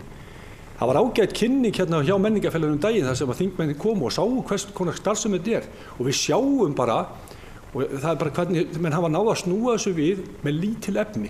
Bæjarfulltrúi Gunnar benti réttilega á það, við höfum verið, það hefur aldrei verið hækkuð framlög til menningarstofnunarinnar, það hefur alltaf verið þannig að við höfum bara alltaf dreift þessu og tekið þetta tilbaka og þeir hafa þurft að skera niður og sníða stakka eftir mjög þröngu vesti. Þannig að við bara verðum að horfa til þess hvernig, ég segi bara, við eigum að horfa svolítið hvernig við viljum sjá þetta í framtíðinni. Þetta pínulítið umhugsunaratriði fyrir okkur. Ég tjó eftir því að Bæjarfulltrúi Gunnar talaði um málefnasamningina og Unnar svarar nú fyrir allt saman. Ég ætla nú samt að því að þetta snýr nú líka okkur. Málefnasamningunni eitthvað sem við settum fram. Hann að kvarta yfir því að það vanti betri stöð og hinn og þessu. Mér til efs og ég alveg samfram, ég alveg viss það og mun segja það þegar kjörtímabilinu lokið. Það hefur fáir náð að uppfylla jafn mikið af því sem að sett hefur inn á blað eins og við ætlum að vera búin þegar þetta kjörtímabilinu er búið. Og við erum akkurat núna þessa dagana að vinna að fara yfir samningin í heild sinni og haka út það sem hefur verið gert og setja áætlunum það sem við ætlum að gera. Og það er hluti af þessari aðgerðaáætlun sem við Bæjarfulltrúar allir samþykktum á sínum tíma, að við erum að vinna í því að fylgja eftir málefnasamningnum okkar og líka bara sjónarmiði allra bæjarstjórnar. Við erum nú pínlítið, held ég, mestu á sama máli flest allt, þó við séum kannski ekki alveg sammála listasafnið. En ég held að þetta sé nú kannski svona helsta sem ég vildi koma inn á. Ég vil líka aðeins af því að Bæjarfulltrúi Gunnar talaði það að við varum að eyða, við erum að leggja 39.000 krónur á íbúa til menningarmála. Hann talaði það að þetta væri mikið af þessu steypu. Ég lék mér nú á því að meðan hann var að tala að reikna út hvað við værum að borga á per íbúa ef við tækjum steipuna burtu, það er að segja innri leiguna, þá erum við samt að borga 3.000 krónur meira heldur en Kópavogsbúar er að gera í heild sinni og þar eru þeir að tala um bæði steipu og ekki steipu. Þannig að ég held að við séum að gera þetta vel þrátt fyrir allt, bara svo því sé haldið til haga. En auðvitað eigum við að gera vel við okkur í þessu vegna þess að ég held til dæmis, og það er eitt af því sem ég held og við þurfum aðeins að horfa til, að Akureyrarbær getur skapað sér sérstöðu í menningarmálum. Við eigum að vera vinsæl menningarsamfélag og það getur skapað tekjur. Við erum ofta að velta fyrir hvað getur skapað tekjur og hvernig getum við fengið fólk til að koma til bæjarfélagsins. Ég held að menning skipti það lykilmáli. Og ég bara átti samtal við ákaflega heillandi konu í síðustu viku, forsetafrúna, og var einmitt að tala um það, hún var afhendingu Eyrarróssonar, hún var einmitt að minnast á það hversu mikilvæg menning væri í samfélagum og hvað það hefði mikið aðdráttarafl. Og ég er alveg sannfærður um það að menning á Akureyri er einn af þessum máttarstoðum okkar í því að fá hingað til fólk til bæjarins. Það er ekki, þannig að ég held því nú fram. Ég vil svona í lokin, held ég sé búin að fara yfir alla punktana mína og búin að tala hratt, en ég vil lokinu segja kannski það að ég er sammála því og við ræddum hér í morgun af því að það var spurt hér og talað um upplýsingastefnuna og Unnar mun svara fyrir það, en við varum akkúrat að ræða það í morgun á sem ágætt að fundi okkar í lýðræðishópnum eða lýðræðispælingum, að þá vorum við akkúrat að tala um það að upplýsingastefnuna, það væri mikilvægt að hún væri sett af stað, þetta var sett á hold í bæjarráði og það er mikilvægt að koma henni á stað aftur og ég er alveg menn hafa veltið fyrir sig hvar það eigi að vera í kerfinu, stjórnsýslan eða Akureyrarstofa. Ég vil að Akureyrarstofa leiði þessa vinnu, þess að Akureyrarstofa hefur sýnt það í gegnum tíðina, bæði með atvinnumálastefnunni og ferðamálastefnunni, hversu vel unnið er að stefnumótun þar. Þannig ég tel að þetta sé bara verkefni sem eigi að vera þar inni og mér langar svo bara í lokin að lýsa yfir mikill ánægju minni það að við skulum vera að halda Þórni Dýrfjörð í starfi sem deildarstjóri Akureyrarstofu. Takk fyrir. Bæjarfulltrúi Guðmundur Baldvin hjá lokið máli sínu. Ég ætla að biðja varaforseta Sigríði Huld að taka við stjórnfundar og gefa mér orðið.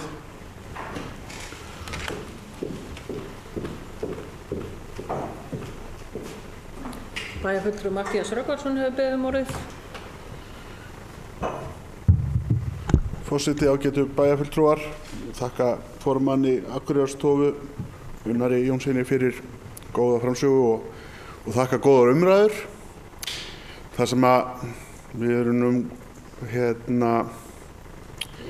ég veit ekki hvort að maður sé farin að hljóma eins og rispu plata en mér leiðist það reyndar en mér finnst alltaf stóra vandamáli verið í þessu sanngirni. Mér finnst stóra máli vera sanngirni og aftur sanngirni. Það er ekki okkur, við það er ekki verið að gæta sanngirnis í því hvernig komið til móts við okkur við þennan rekstur. Ef við tökum til dæmis okkur á móti höfuðborgarsvæðinu, þá það sem vandamálið sanngirnisframlög og samleið, hér eru við að reka menningarhús þar sem að samfélög svo Kópavogur, Garðabær, Hafnarfjörður, Mosfellsbær og nærsvæðarfélög þurfi ekki að standa í viðlíka rekstri eins og við. Við erum að reka mjög stórt og öflugt menningarhús sem að fjöldinn allur af fólki sækir hérna til höfuðborgar landsbyggðarinnar. Ríkið er örugglega nálgast hátt í milljarð sem það setur í menningarhúsið Hörpu, en það setur 0 krónur til rekstur Hofs á Akureyri. Og það er bara sorglegt hvernig var staðið að þessum samningum. Það er bara ótrúlega lélegt. Að við skulum þurfa að standa ein undir þessu. Og þegar maður, hvort það er að skammast í okkur um svona léli samningatekni eða ég teki, þetta er bara ótrúlegt að við höfum ekki látið þetta gerast þegar fulltrúar bæjarins fóru í þetta mál á sínum tíma. En við eigum eins og Guðmundur Baldvin bæjarfulltrúi kom inn á, þá er ráðherra menningarmála og fjármálaráðherra, hann eru hér úr kjördæminu og við eigum fullt af góðum þingmönnum sem að þekkja þessi mál mjög vel. Og við verðum bara að treysta á það að þetta fólk aðstoða okkur við það að fá allan að funda sem við getum skýrt þessa mynd í samtali, þar sem að fólk segir bara, ef það vill láta það vaða að þetta sé bara okkar aumingaskapur eða hvað það er, En þetta er ótrúlega ósanngjarnt og ótrúlega dapurt varðandi það hvernig komum við til móts við okkur í þessum rekstri menningarhúsins hér.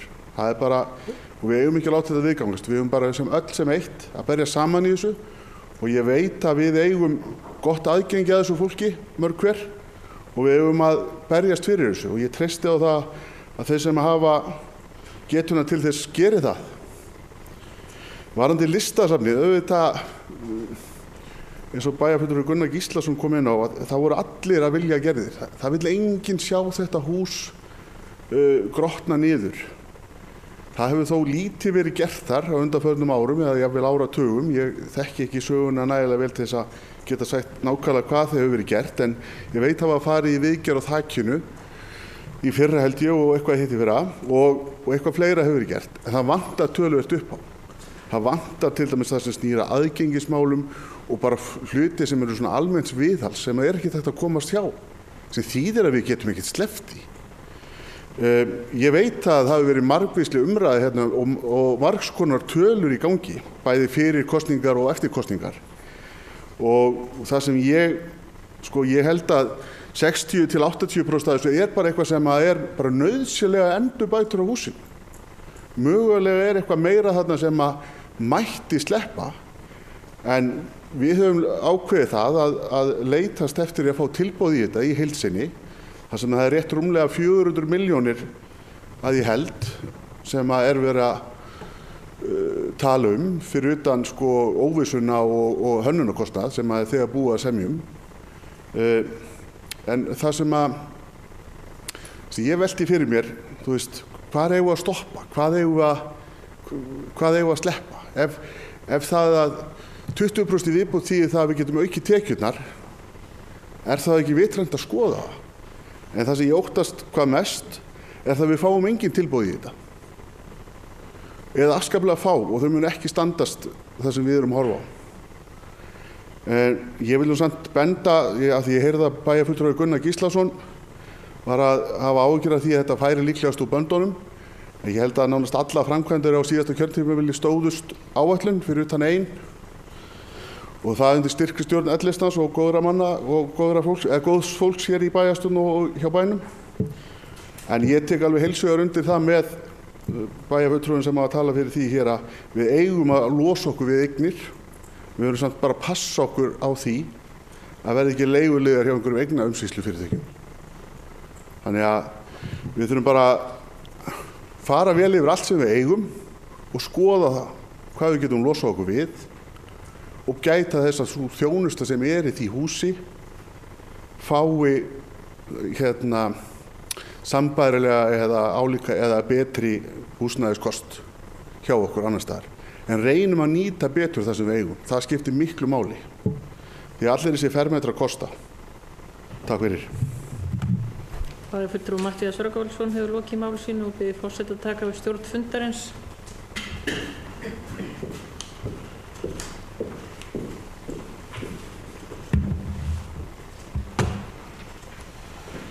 Bæjarfulltrúi Baldvin Valdimarsson næstur á mælendaskrá.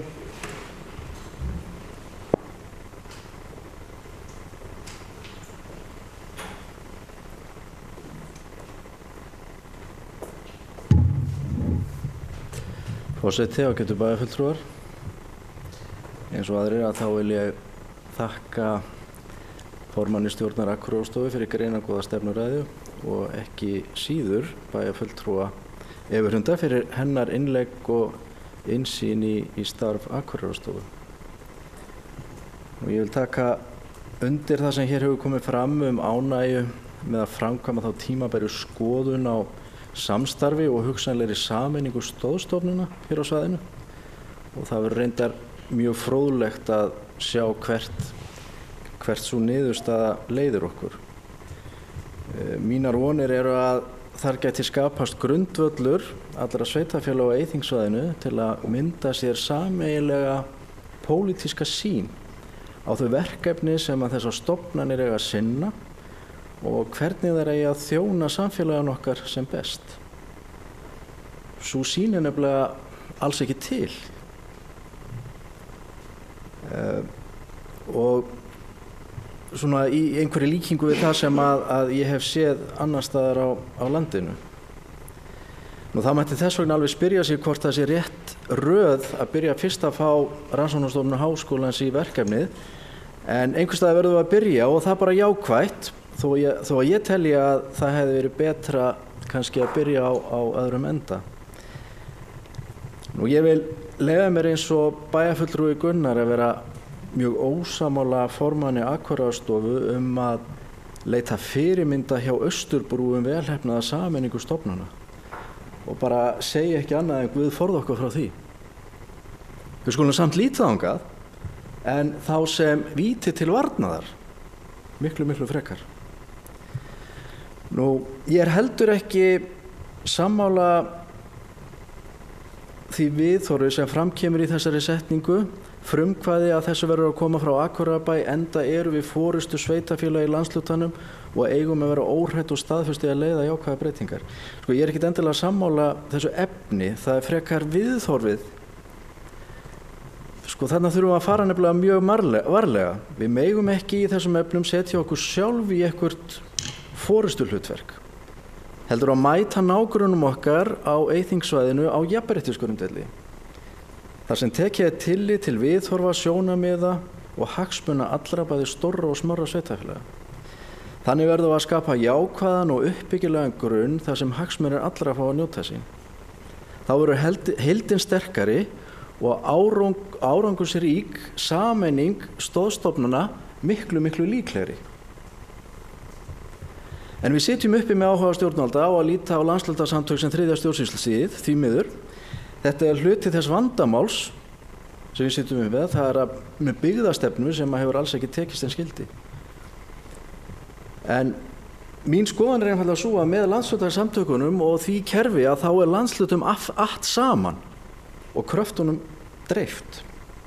Það eru bara aðrir kostir sem eru öflugri, til dæmis sameining sveitarfélaga eins og hér hefur verið nefnt. Og vistun verkefna allra landshlutasamtaka, atvinnuþróunarfélaga, markastofa í einni öflugri stofnun sem staðsettur á landsbyggðinni með hjarta- og æðakerfi sem hríslast út dreifðar byggðir landsins. Ég veit þetta er svo litið draumsýn, en ég hef séð fyrirmyndina og hún er til. Nú, varðandi svæðisskipulag sem Guðmundur Baldvin kom hérna inn á, þá vil kannski segja að þetta á sér ákveðna sögulega skýringu að þetta sé staðsett hjá atvinnuþróunarfélaginu. Þetta er verkefni sem kemur upphaflega frá apparati sem hét Héraðsnefnd Eyjafjarðar, nefnd sem var lögð niður og öllum verkefnum hennar voru færðar til atvinnuþróunarfélags og þar með svæðisskipulaginu. Og ég verð bara að segja það hér að ef við ætlum að láta þetta verkefni halda áfram að ganga þá er það rétt vistað hjá atvinnuþróunarfélaginu og á alls ekki að vera hjá Eyþingi. Nú annars að lokum þessar athugasemdir, það er varða nú svo sem aðeins lítinn hluta stefnuræðina. Ég vil endurtaka þakkir mína til formannsstjórnar Akureyrarstofu fyrir skýrsluna sem líka er uppfull af jákvæðum upplýsingum og skilaboðum og í því sambandi til dæmis vil ég sérstaklega nefna nýsamþykkta ferðamálastefnu og margt fleira. Takk fyrir. Baldvin Valdimarsson, bæjarfulltrúi, lokið máli sínu.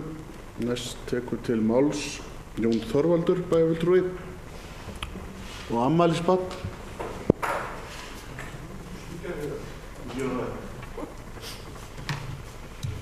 Forseti, ágætu bæjarfulltrúar. Mér langar svona til að spyrja Unnar því ef hann kemur hérna aftur upp hvernig flugmálin standi. Ég vona að þetta sé rétti staðinn til að spyrja því. Markaðsstofa Norðurlands er ekki með sína skýrslu hér fyrir bæjarstjórn. En síðast þegar ég vissi þá stóðu málin þannig að það er þessi styrkur í boði fyrir markaðsmál en flugrekendur sjá að vegna þess að flugvélaeldsneyti er miklu dýrara hérna sem er nú væntanlega fyrst og fremst vegna þess að það er lítið þotufflug hérna að þá er aukalegu kostnaður það svipað og styrkurinn sem er í boði. Þannig að það er kannski einhver hjallur því að ég býst nú við því að flugvélaeldsneyti myndi lækka leið og yrði meiri notkun á því og meiri sem sagt umfang í þeirri sölu. Ég vil taka undir það sem hefur komið hérna fram að Markaðsstofa Norðurlands sem nær yfir allt Norðurland, ég sé ekki alveg hvernig við ætlum að sameina það Eyþingi eða atvinnuþróunarfélögunum hérna á Norðurlandi eystra. Það eru tveir kostir, annarkvort að samband sveitarfélaga ná yfir allt Norðurland og þá er hérna ágætis möguleiki á að sameina þetta, eða Markaðsstofa Norðurlands verður bútuð í tvennt. Og ég verð að segja það að mér þykir svolítið vænt þó þau samtök og þau batteri sem við höfum sem ná yfir Norðurland.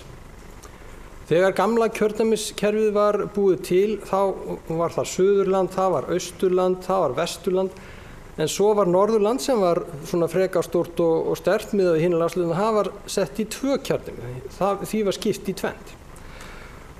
Og síðan þegar kjördæmin eru stækkuð þá var náttúrulega tækifæri til þess að setja Norðurlandi í eina einingu því að ég minnst að horfa á okkur Norrlendinga sem svona vissa heild sem ég vil halda en þá var okkur líka stigið sundur í þessu nýja kjördæmakerfi. Og það er svona alltaf eitthvað að ofan, eitthvað frá stjórnsvísinu á landsvísu sem er að kljúfa okkur Norðurlandi í tvennt. Þannig ég fagna nú því að það sé þó einhver batteri til sem eru fyrir allt Norðurland.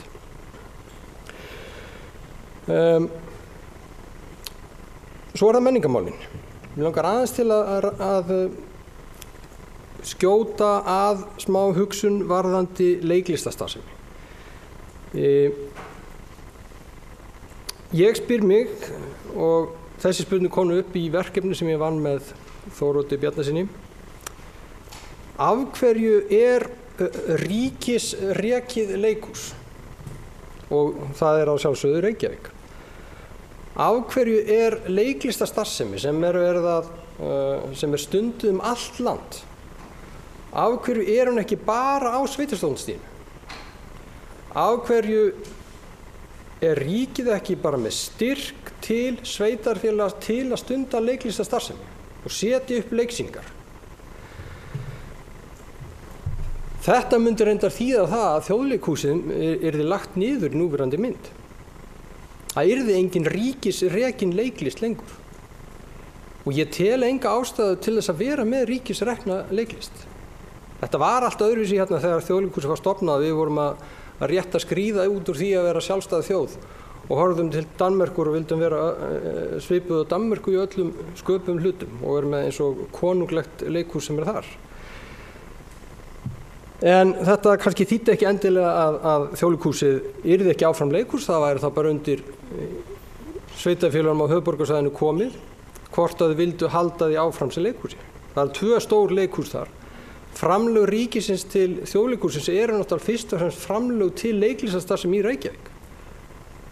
Við förum ekkert frekar í þjóðleikhúsinu, frekar á borgarleikhúsinu bara vegna þess að kostnaðan við leiksýninguna í þjóðleikhúsinu er frá ríkinu. Það er ekki þannig.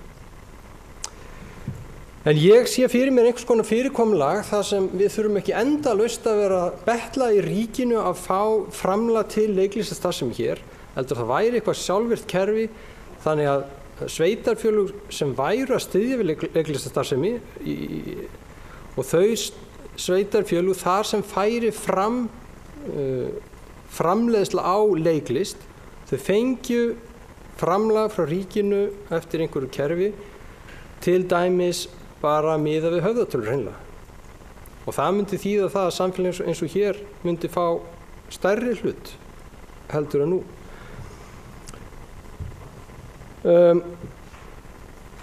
Atvinnumálin, það hefur verið hérna atvinnufulltrúi í nokkur ár.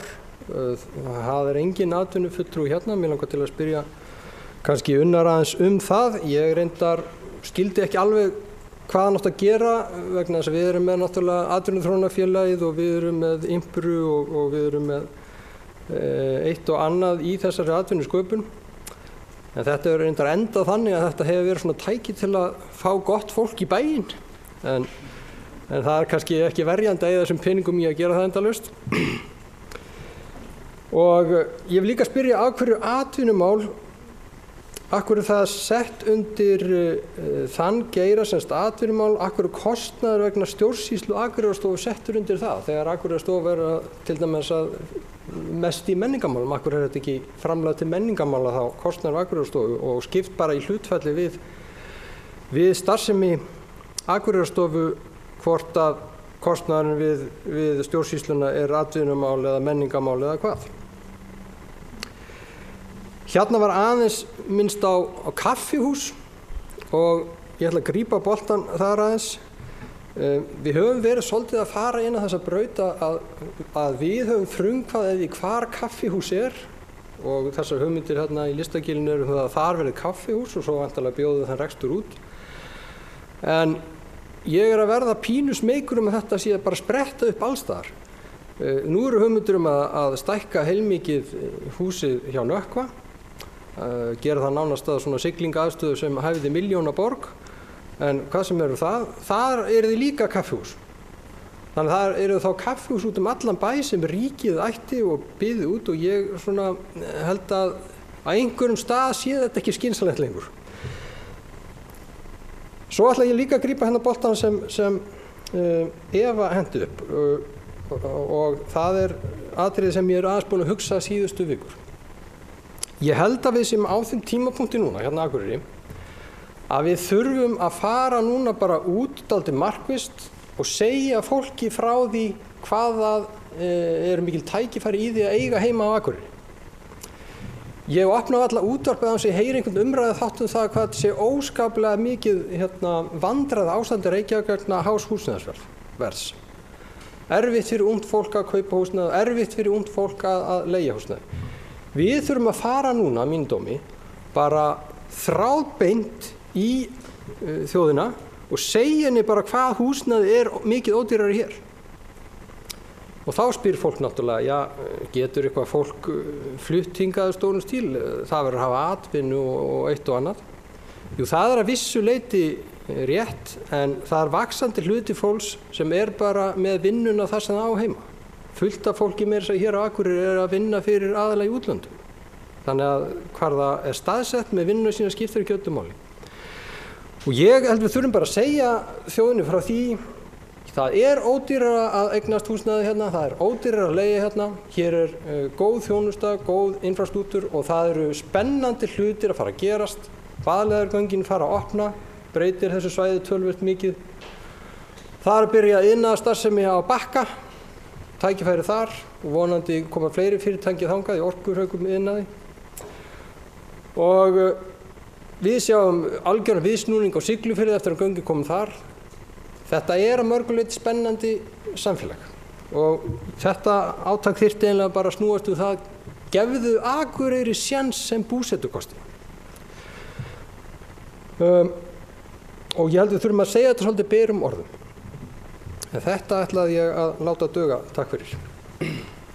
bæjarfulltrúi Jón Þorvaldur afmælisbarni, ég gaf honum smá griði með að minnast að hafa bæjarfulltrúa heitið þegar það er að ávarpa fólki í salnum. Sem sagt bæjarfulltrúi Eva Hrund en þá er næstur á mælendaskrá er Sóli Björk bæjarfulltrúi.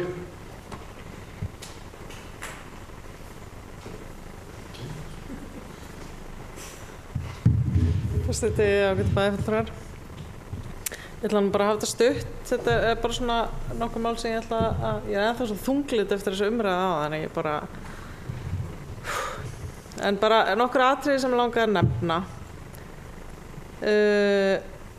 Ég er mjög svona ánægð með umræðuna og þessa áherslu sjálfstæðismanna hversu mikilvægt það er að hugsa meira að setja fjármagn í starfsemi en steypu og hef skrifað þetta á bak við eyrað og mun halda þessu og styðja sjálfstæðisfólk í þessu viðhorfi ókomin ár.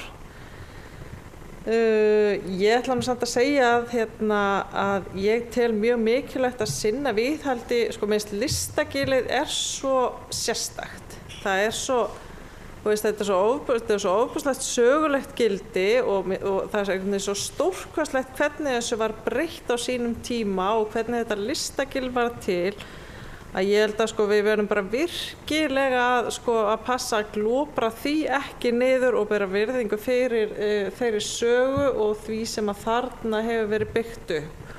Og ég held að sé ekkert óeðlilegt að sinna kannski ekki bara lágmarksviðhaldi heldur einmitt líka viðhaldi á uppbyggingunni og starfseminni. En það er samt alveg rétt að svona starfsemi og öll starfsemi á það sammerkt að það er ekki húsin sem skipta máli, það er fólkið og hugmyndirnar og starfsemin sjálf. Þannig að ég bara er fullkomlega sammála en samt svona stend samt alveg fullkomlega með þessari uppbyggingu þarna og en auðvitað þarf bara að skoða alltaf hvert verkefni fyrir sig með þessum gleraugum. Ég er alveg sammála því. Og einmitt það sem að bæjarfulltrúi Jón Þorvaldur kom inn á með uppbyggingu við Nökkva. Ég er ekkert voðalega vel inn í þeim málum endilega svona teknilega en ég meina maður verður bara það er bara mikilvægt að hafa þetta í huga hvað er verið að setja peningana og ég persónulega hef þá skoðun að við séum að fara inn í og við svona við sjáum þetta svolítið og einmitt þetta tengist þessari umræðu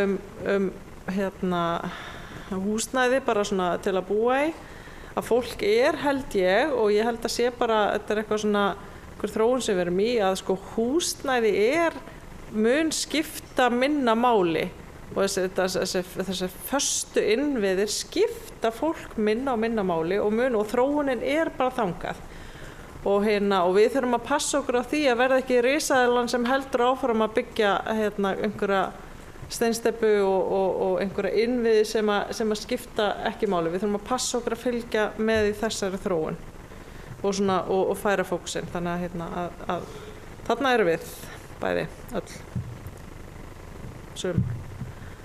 hvað er það markastofuna og sameiningu apparata þá held ég að sé alveg rétt að það kannski markastofan á ekki endilega heima og að mínu mati vegna þess að þar eru einkaaðilar svolítið að taka sig saman sem alltaf rosalega gott. Það alltaf svo rosalega gott finnst mér þegar einkaframtakið tekur sig saman og gerir hlutina sem svo oft einhvern veginn ætlast til að þið opinbera sinni og ég ekki viss að það sé gott að blanda þessu tvennu saman. Við hið opinbera erum að sinna ákveðnum hlutum, þarna einkaframtakið við tökum enda þátt en við erum ekki ráðandi hvorki fjárhagslega eða hvað þá stjórnsýslulega aðili inn í þessu apparati Markastofu Norðurlands og ég held við ættum bara halda því þannig en ekki það ég held að sé nú alveg skynsamlegt og það hefur stundum verið talað að við förum svona aðeins meira inn í stjórnina þar eða ættum kannski að gera kröfu á eiga stjórnamann eða eitthvað svoleiðis, ég held að það sé alveg rétt en ég held að sé engin ástæða til þess að fara að blanda þessu tvennu saman og bara sem sagt út af því að það þarna einkafjármagn og síðan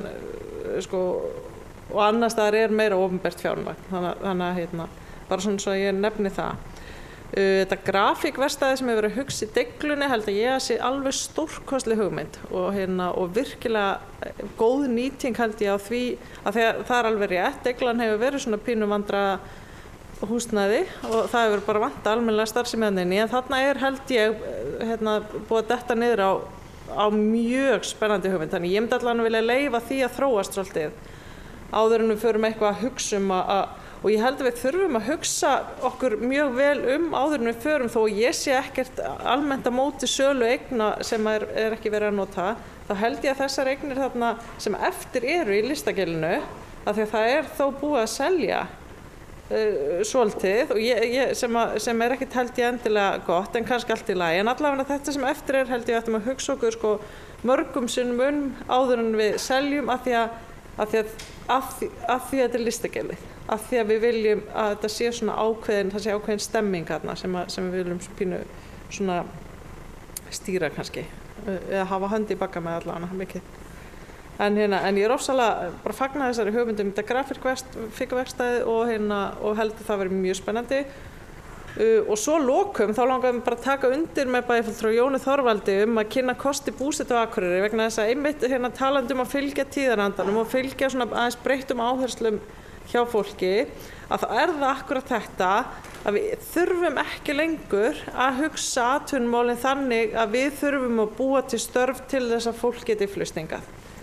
Fólk flytur störfi sín með sér og það hefur verið talað svolítið störf án staðsetningar og hið opinbera hefur verið að leiða að einhver leyti einhverja svoleiðis þróun eða leiða eða ekki leiða, en kannski einmitt bara það almenningu sem að leiða þessa þróun með því að gera kröfu á að fá að taka störfin sín með sér og ég held að þetta sé komið mjög langt og virkilega og við getum eins og bæjarfulltrúi Jón Þorvaldi var að benda á svona höfða til þessa fólks og svona einmitt þá bara stutt þessa þróun og ég held að það sé mjög gott og áhugavert líka innlegg inn í bara atvinnumálin.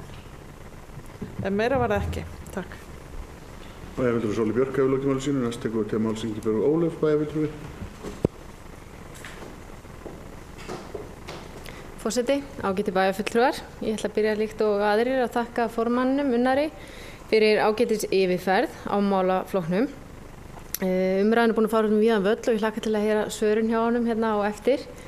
Ég ætla nú ekki að fara að lengja umræðina mjög mikið, en mér langaði aðeins til þess að koma upp varðandi framkvæmdirnar sem hafa komið til tals og þá búið að ræða svolítið listasafnið og bæjarfulltrúi Gunnar Gíslason kom meðal annars inn á það að þyrftum ekki að byggja annað menningarhús, við ættum eitt og ættum að nýta það. Og það er alveg rétt, við eigum eitt menningarhús og við erum að nýta það, en við eigum líka listasafn. Við eigum listasafn sem mannvirki sem hefur skort viðhald í ansi mörg ár og meðal annars svörin sem hafa verið fengin undanfarin ár þegar óskað er eftir viðhalds, fjármagn til viðhalds, þá hefur því alltaf verið frestað vegna fyrirhugaðra framkvæmdar sem við stefnum á að ráðast nú ný. En það er verið að ræða heildarendurbætur á húsnæði og lóð. Þetta er ekki ný framkvæmd nema að litlu leyti. Þetta er að miklu leyti viðhaldskostnaður. Þetta er 2400 fermetra húsnæði auk 100 fermetra viðbyggingar sem er nýbyggingin í þessari framkvæmd. Og eins og bæjarfulltrúi Gunnar Gíslason kom inn á áðan, þá er hugmyndin tengingu Listasafnsins og Ketilhússins ekkert nýja nálinu. Hún hefur verið til umræðu frá 2011. En það sem verið er að ráðast í er endurnýjun á rafmagni, loftræstingu, aukið aðgengi fyrir alla, meðal annars það er verið að setja lyftu í húsi sem ekki er fyrir. Það er verið að auka eldvarnir og það er líka verið að fara í að ráðast í nýjar vatnslagnir. Vissulega er framkvæmdin dýr og við tölum fjármagn upp á 400 milljónir í þessa framkvæmd. Gunnar Gíslason bæjarfulltrúi kom inn á það líka að það hefði ekkert verið gert til þess að reyna að lækka verðið á framkvæmdinni. Og ég vil nú bara fullvissa bæjarfulltrúa sem og íbúa bæjarins að það var reynt. Það var farið og rýnt í framkvæmdina. Það var rætt við hönnuði, það var rætt við framkvæmdadeildina og þetta var skoðað alveg ofan í kjölinn. Og þessi tengigangur sem virðist vera umdeildur allavega í Pontu, hann skapar hjartað í byggingunni. Inngangurinn er þarna við tengiganginn, lyfta mun vera þarna við hliðina og býður upp á mikla möguleika, meðal annars en veitingahúsarekstur sem við höfum verið talað hérna eða kaffihús. Og framkvæmdin býður upp á það líka að það verður hagræðing í rekstri eitt starfsgildi. Auk þess sem salan á rýminu, en nú stendur til að selja rýmið, hún mun auk þess líka lækka innri leigu 67 milljónir. Vissulega það þannig að við viljum sjá frekari, ég held að þessi framkvæmd muni bjóða upp á frekari tekjumöguleika sem þurfa að rýna enn frekar. En nú verið að tala það að við fáum tekjur vegna aðgangseyris, leigutekjur vegna veitingastaðarins og útleigu íbúðunum sem eru þarna til staðar. Auk þess sem að hefur komið hérna fram áður að Deiglan sem nýjasta hugmyndin, að það mun líka skapa okkur auknar leigutekjur ef það verður að veruleika sem vonandi verður. En þetta næsta verkefni Akureyrarstofu, það að kanna aukna tekjumöguleika með þessari framkvæmd.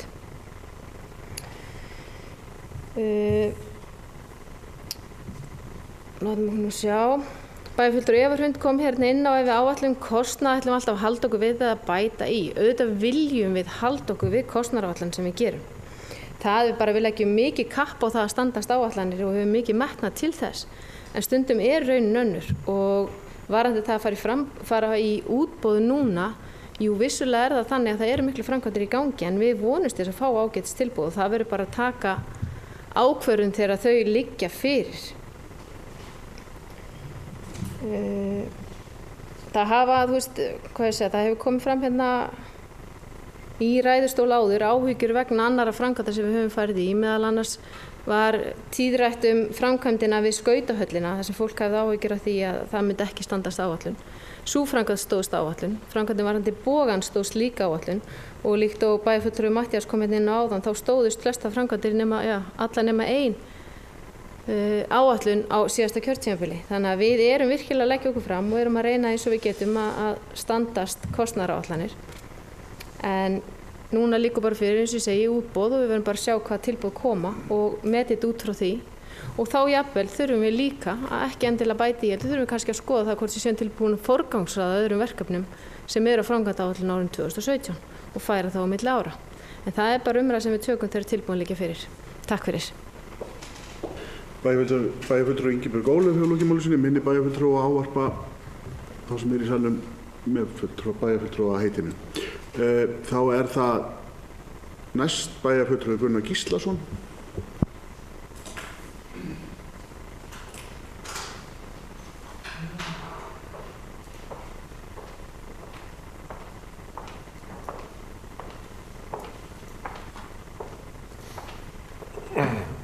Forseti ágætu bæjarfulltrúar.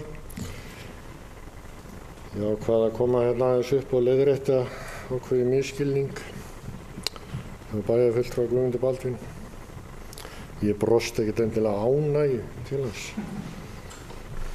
Það er miklu frekar svona í háði. Sko málið það, maður verður nú stundum að gefa sér lausan tauminn og hlæja að mönnum hérna inni. En mér náttúrulega ekki hlátur í huga núna. Ég ætla að koma hérna með nokkur atriði sem mér finnst ég verða að svara. Sko, bæjarfulltrúi Guðmundur Baldvin ræddi hérna menningarsamfélag og mikilvægi þess og fyrir byggðin og íbúa og það að vilja búa hér og þetta alveg hárrétt. Við erum líka að gera vel. Við getum gert betur með því að breyta forgangsröðinni, steypa minna og gera meira. Við getum það.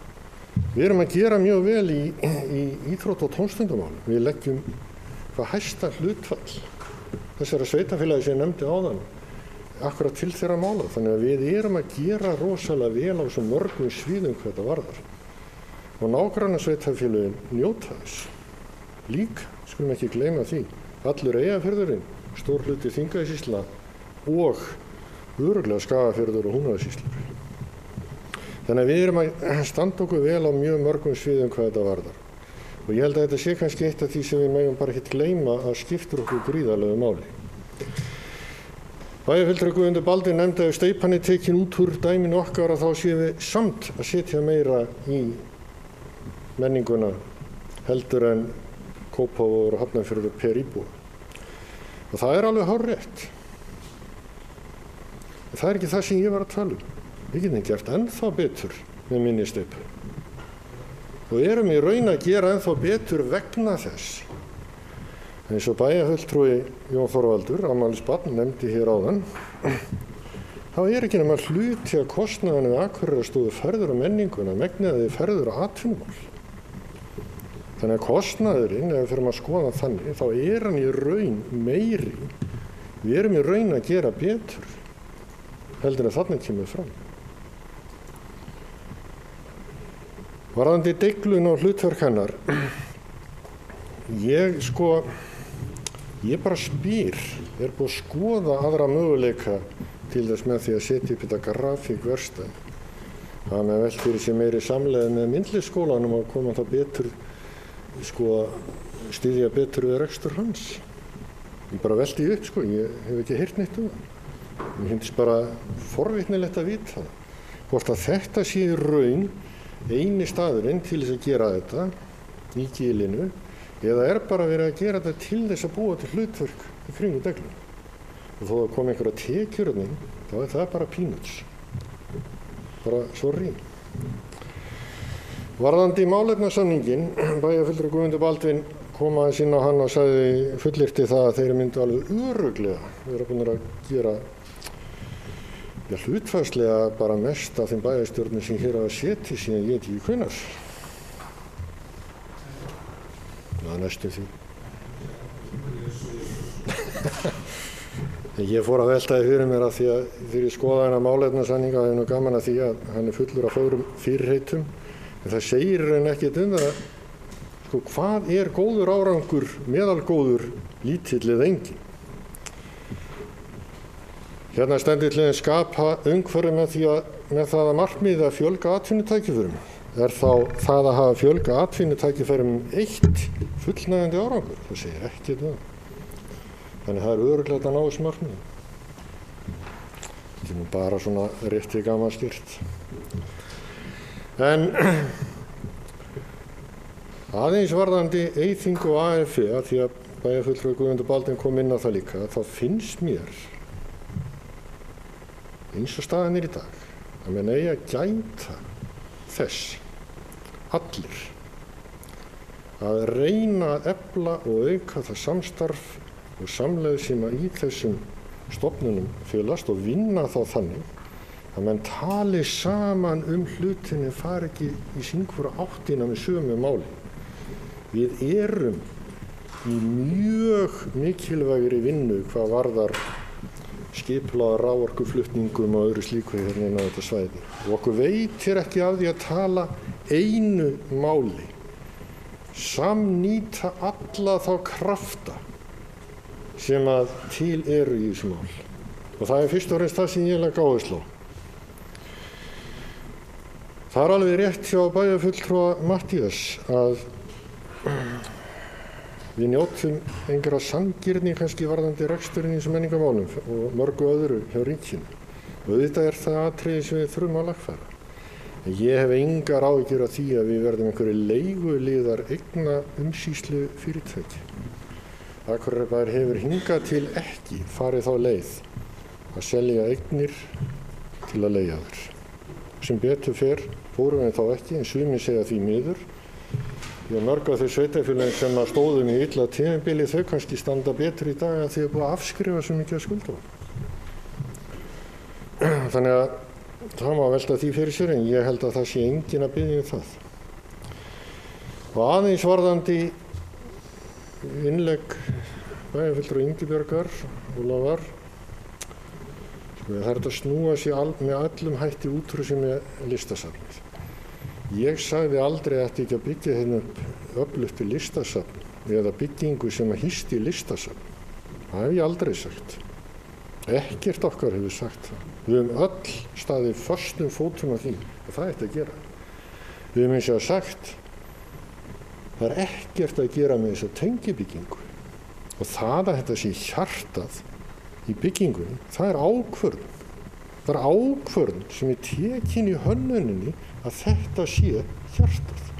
Það sjálfsögð að þetta koma fyrir lyftu og forstofu eða inngangi í þetta hús með góðu móti á þess að byggja þarna 100 fermetra tengibyggingu. Það alveg klárt mál og hann má lækka hana kostnað verulega með því að sleppa tengibyggingunni og selja Ketilhúsið. Þið menn vita ekkert hvað að gera við það. Á það að fara í samkeppni við menningarhúsið. Eða hvað að menna að pæla? Eða græna hattinn kannski. Ég hef ekki hugmynd um það. Og ég held að enginn hér hafi hugmynd um það. Hvað að gera við þetta? Ég hef allavega ekki að heyrt það. Og viðhald á þessu húsi, það hefur alltaf legið fyrir að það er töluvert. Það þyrfti að gera heilmikið í þessu húsi. Við höfum aldrei talað gegn því, alltaf talað með því. En ég veldi það líka fyrir mér í ljósi orða bæjarfulltrúa Sóleyjar Björkarinnar. Með það að sitja ekki föst í fortíðinni eða nútíðinni. Mér var boðið á listsýningu daginn. Ekki listasafnið. Mér var boðið á listsýningu á netinu. Hjá listamanni Akureyrar síðustlið ár. Mér þótti það athyglisvert. Er hús kannski bara að verða úrelt í þessu samhengi? Hvað? Hvert stefnum við? Þannig að ég bara geld varhug við því að vera að setja þetta mikla fjármuni í svona byggingu með þessum hætti sem hér er verið að gera. Og það að segja að það hefði allar leiðir verið skoðaðar til að draga kostnaði. Þá voru það ekkert allar skoðaðar því það var þá ekkert skoðað að sleppa tengibyggingunni, selja Ketilhúsið og fara í öðruvísi framkvæmd. Það var ekkert gert. Mál dautt, 540-600 milljónir, pottþétt. Takk. Bæjarfulltrúi Gunnar Gíslason hefur lokið máli sínu. Næst tekur til máls bæjarfulltrúi Guðmundur Baldur Guðmundsson.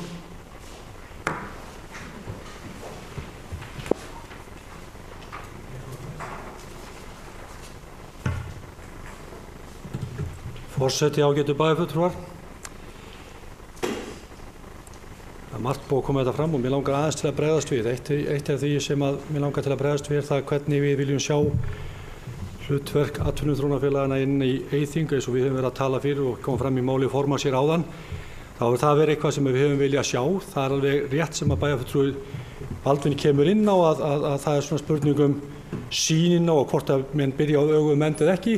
Hins vegar er það þannig að þessi mál heyra undir sveitarstjórnarvettvanginn og það er sveitarstjórnarvettvangurinn sem að fer fram á það að þessi athugun sé gerð. Þannig að það er bara framfylgt, það er okkar hlutverk í stjórn Eyþings að fylgja eftir þeirri ósk sem kemur frá aðalfundi Eyþings. Það liggur bara í augum uppi. Hvernig við byrjum á þessu, hvort það er rétt að leita eftir áliti RHA og fá þá til að gera úttekt á þessu, það er bara okkar skoðun og það er bara var ákvörðun stjórnar Eyþings að gera þetta með þessum hætti. Og ég bara segi hér í þessum pontu að mér finnst, og ég held, og það er það sem kannski, það var að tala um að það skipulagi var sett inn til atvinnuþróunarfélagsins hérna. Það er, við erum bara, atvinnuþróunarfélagi eru bara til orði hér eins og ég sagði á hann. Það er bara orðið atvinnuþróunarfélagi á þessu svæði. Og við erum með 2 atvinnuþróunarfélög. Menn velta fyrir sér hvernig við sjáum framtíðina fyrir ykkur. Við sjáum það alveg, bara ríkið er að stjórna þessu fjármunum sem koma inn í þessi málaflokk. Við erum að velta fyrir okkur með 3. stjórnsýslusviði. Ég er á móti því. Og við þurfum kannski að velta því fyrir okkur hvernig þessi landshlutasamtök eru. En það eru ákveðna verkefni sem koma í gegnum landshlutasamtökun eins og sóknaráætlun. Það liggja miklir fjármunir sem við erum þá að vinna með til þess að efla svæðið í heild sinni. Bæjarfulltrúi Jón Þorvaldur kom inn á það að hann var í hrifin af markaðsskrifstofunni að þú næri yfir Norðurland allt. Það er alveg rétt. Það er alveg svo Eyþing næri yfir Norðausturland allt. Atvinnuþróunarfélag Eyjafjarðar næri yfir Eyjafjörð. Atvinnuþróunarfélag Þingeyinga næri yfir það sem er austan Vaðlaheiðar. Væri ekki betra að þetta væri bara eitt sem næði yfir allt svæðið? Næðum við ekki betri fjármunum út úr því? Eða betri samvinnu? Ég held það. Ég bendi til mig á þessa fjármunum sem við erum að láta með þessum stofnunum. Ég meina við erum að láta með til Eyþings þá vorum við að láta einhverjar 6 milljónir pluss aðra 6 milljónir í sóknaráætlun. 6-7 milljónir. Það er minni rétt. Við erum að láta 30 milljónir á þessu ári til atvinnuþróunarfélagsins. Við erum að láta 17-18 milljónir á árinu 2015 til markaðsskrifstofunnar. þetta eru fjármunir sem við erum látið í þetta og við sem bæjarfulltrúar Akureyrar hljótum að velta fyrir okkur hvernig við getum nýtt þessa fjármuni sem best. Og það best að vera með þetta í 3 einingum eða betra af þetta einni? Þetta hljótum við að þurfa að spyrja okkur þegar við erum að velta fyrir okkur hvernig við erum að ráðstafa fjármunum okkar. Þannig að mér finnst þetta bara sjálfsögð umræða. Ég vil aðeins að það sé því sem bæjarfulltrúi Gunnar kom inn á, hann talaði menningarsamfélagi. Ég held við sem að tala, og ég ætla ekki að vona að Gunnar fari ekki að hlæja því að svo hlæja svolítið af mér, en ég ætla að vona það að mér finnst við eiginlega að vera að tala það sama. Við erum pínlítið að segja, við erum að gera vel og við viljum gera betur. Það bara okkar markmið allra held ég. Ég er mjög stoltur af þeirri menningarstarfsemi sem hérna. En þá kem ég að öðru sem að við til dæmis erum að velta fyrir okkur hjá Eyþing og hefur verið í umræðu við, skal ég segja, stjórn sóknaráætlunar og verður væntanlega líka rætt, eða kannski ekki beintelin, væri ágætt að við rættum líka þegar við erum að fara framtíð sveitafélag. Það er fundið núna á föstudaginn hérna, það sem að vera að skoða, það er verið að vinna hver er framtíð sveitafélag. Þá koma þessi pælingar inn með 3. stjórnsýslustig og ýmislegt sem við að láta okkur varða bæjarfulltrúar og ég skora menn að mæta þennan fund. Það sem þessi mál hafa verið að ræða svona hvernig við sjáum framtíð sveitafélag. Og það er eitthvað sem er að vinna í og við að passa okkur á því að láta rödd okkar heyrast. Þessi fundur er haldinn hér og réttilega kom Gunnar inn á það hér áðan að við náttúrulega að passa okkur að láta rödd okkar heyrast allsstaðar og við að vera duglegir að koma okkur suður og vera málsvarar okkar samfélags. Við að passa okkur á því. En þetta kallar á höfuðborgarstefnuna. Nú verið að vinna, og það er það sem við rætt að vera að vinna höfuðborgarstefnu og þá spyr maður á ekki Akureyri að vera með einhvers konar höfuðborgarstefnu, á ekki að vera eitthvað sem að snýra að Akureyri, þannig að það sé litið á okkur sem höfuðborg. Við erum að leggja, eins og bæjarfulltrúi Gunnar hefur rétt að benda á, og ég er líka að benda á, að við erum að leggja miklu meiri fjármuni heldur en önnur sveitafélög, eins og til dæmis Kópavogur, til menningarmála. Og af hverju er það? Vegna þess að við erum að skapa menningu fyrir þetta svæði. Við erum að skapa menningu fyrir samfélögin henni kringum okkur. Alveg svo Reykjavíkurborg er að gera fyrir svæði hjá sér. Kópavogur svolítið svona, jú, þeir eru náttúrulega með menningu líka, en þeir eiga náttúrulega sæki höfuðborgina. Alveg svo fólk hér í kringum okkur.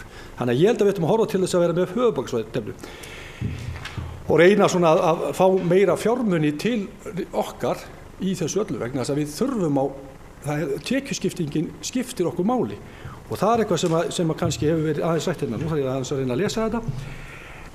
Og það kemur þannig líka það sem að Jón Þorvaldur bæjarfulltrúi kom inn á, varðandi það hvort að eigi að vera ríkisleikhús. Ég er ekkert á því endilega. En ef við ferum með þetta til sveitafélagana, þá verður það að vera með þeim hætti að við fáum framlag í það sé hægt að stunda þessa menningu. Við eigum ég til að við eigum að standa á bak við leikhús. Ég held að leikhús verði aldrei rekið almennlega nema að það komi opinber framlög. Og ef þau eiga að koma frá sveitafélaginu, þá verður það að huga tekjuskiptingu ríkis og sveitafélag ef menn ætla að pæli því. Þannig að ég held að það sé eitthvað. Mér finnst líka athyglisverð,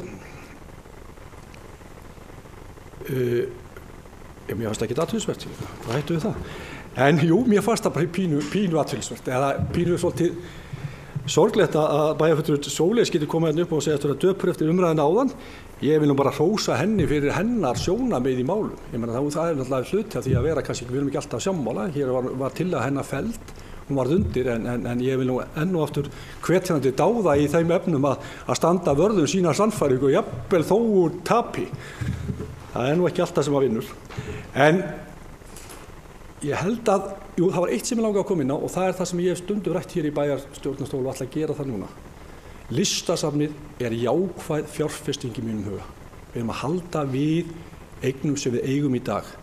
Við erum hugsanlega að draga úr og vonandi og það er stefnan að draga úr rekstrarkostnaði. Við erum að auka tekjur safnsins. Við erum í rauninni að viðhalda okkar farsir sem til er. Jákvæð fjárfesting segi ég þegar við erum að taka okkar eign, þegar við erum ekki að bæta við rekstrarreiningu sem kallar á aukin útgjöld fyrir utan innri leiguna. Það er alltaf innri leigun alltaf til, við skulum alltaf gleyma því, en ég meina þegar við þurfum ekki að vara að bæta við starfsmönnum og svo framvegis, þá er það finnst mér að jákvæð fjárfesting og ég held að við eigum bara vonandi fá við sanngjörn tilboði þetta á góða verkefni. Takk. Bæjarfulltrúi Guðmundur Baldvin hefur lokið máli sínu, orðið er laust. Þar sem enginn hefur hvað sér hljóðs, þá ætlum við að leyfa formanni Unnar Jónssyni að taka aftur til máls.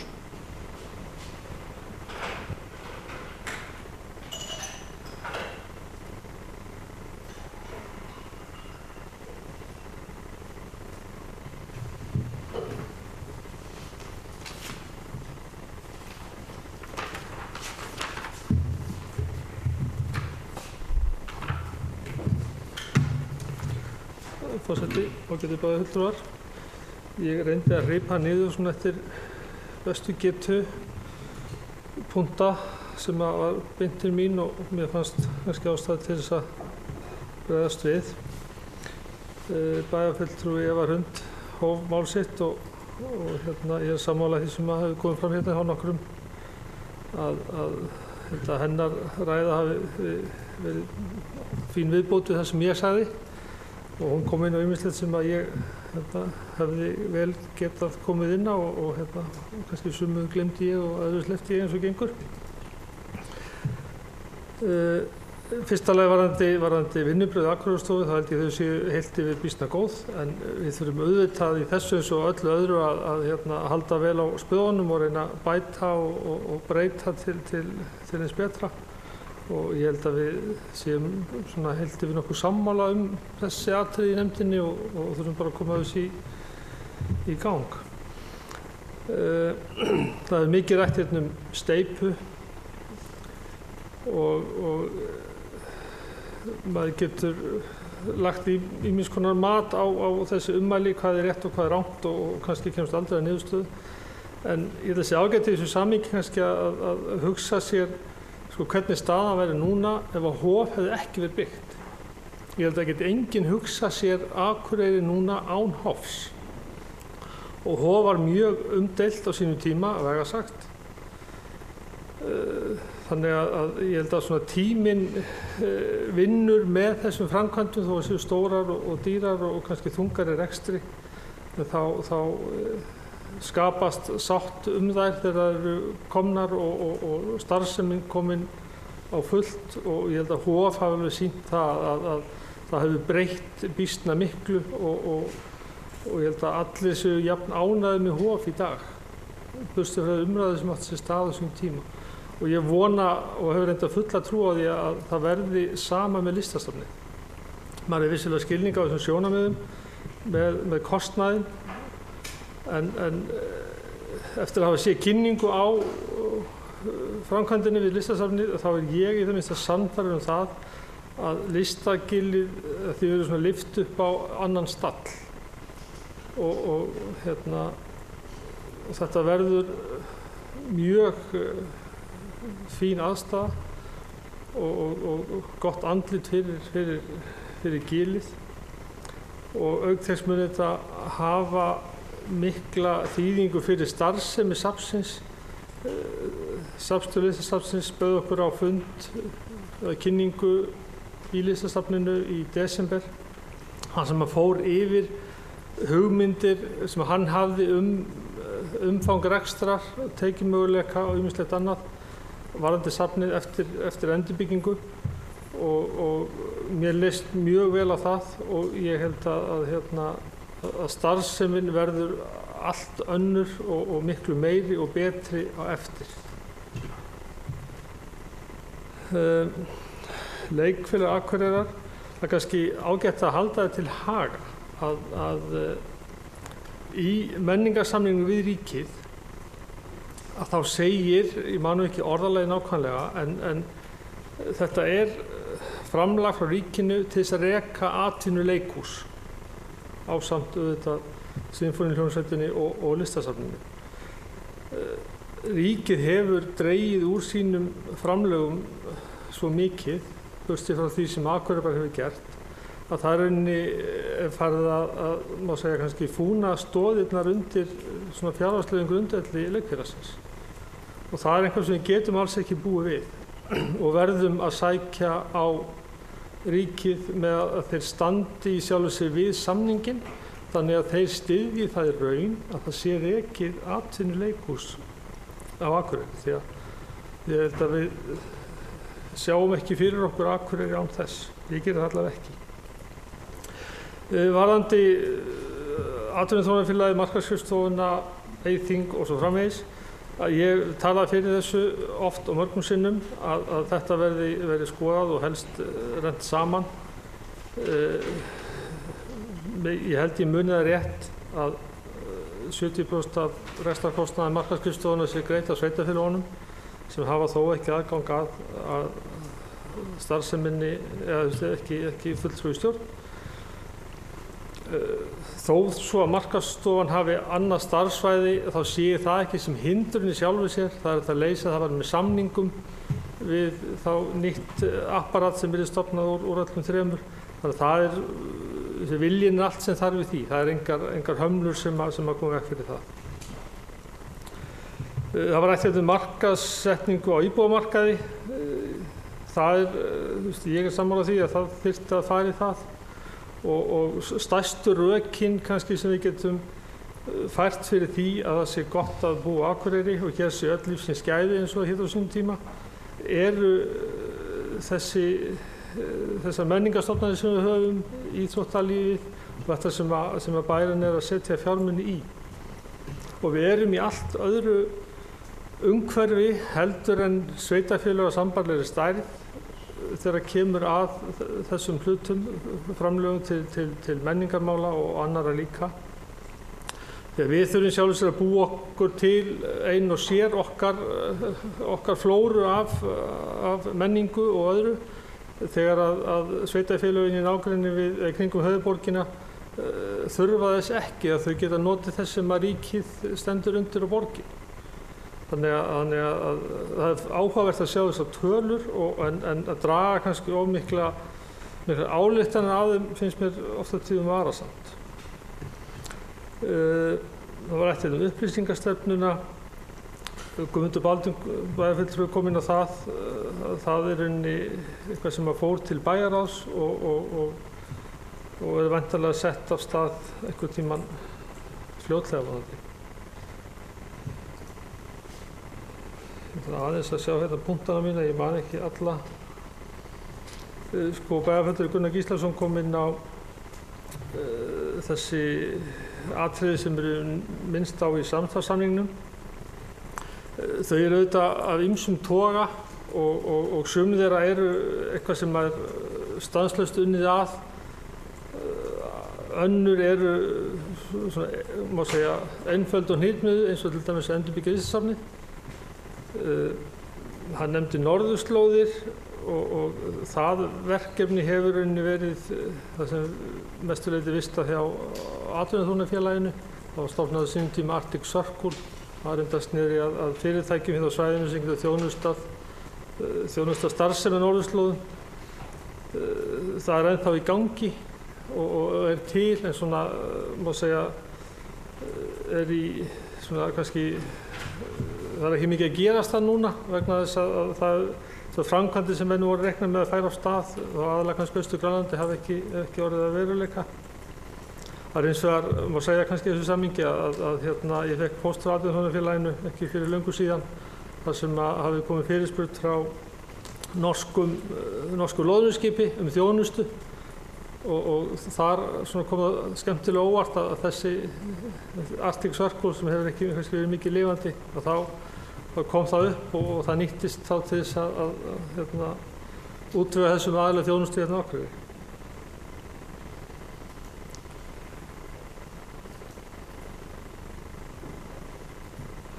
Ég vona að ég sé ekki að sleppa miklu. Þetta með degluna, þetta er spennandi verkefni en það er komið skammt. Þetta var rætt á síðasta fundi Akureyrarstofu og tekið vel í þetta og runnið þessu áfram. Það er kannski, má segja, vandamál með degluna að það sé ekki góð söluvara og kannski ketilhúsið ekki heldur. Maður sér allavega tæplega fyrir sér að það fáist fjármuni fyrir það sem myndi skipta verulegu máli. Þó auðvitað ég að hugsa stórar upphæðir og smáar líka, að þá hef ég efasemdir að þetta myndi skila mjög miklu.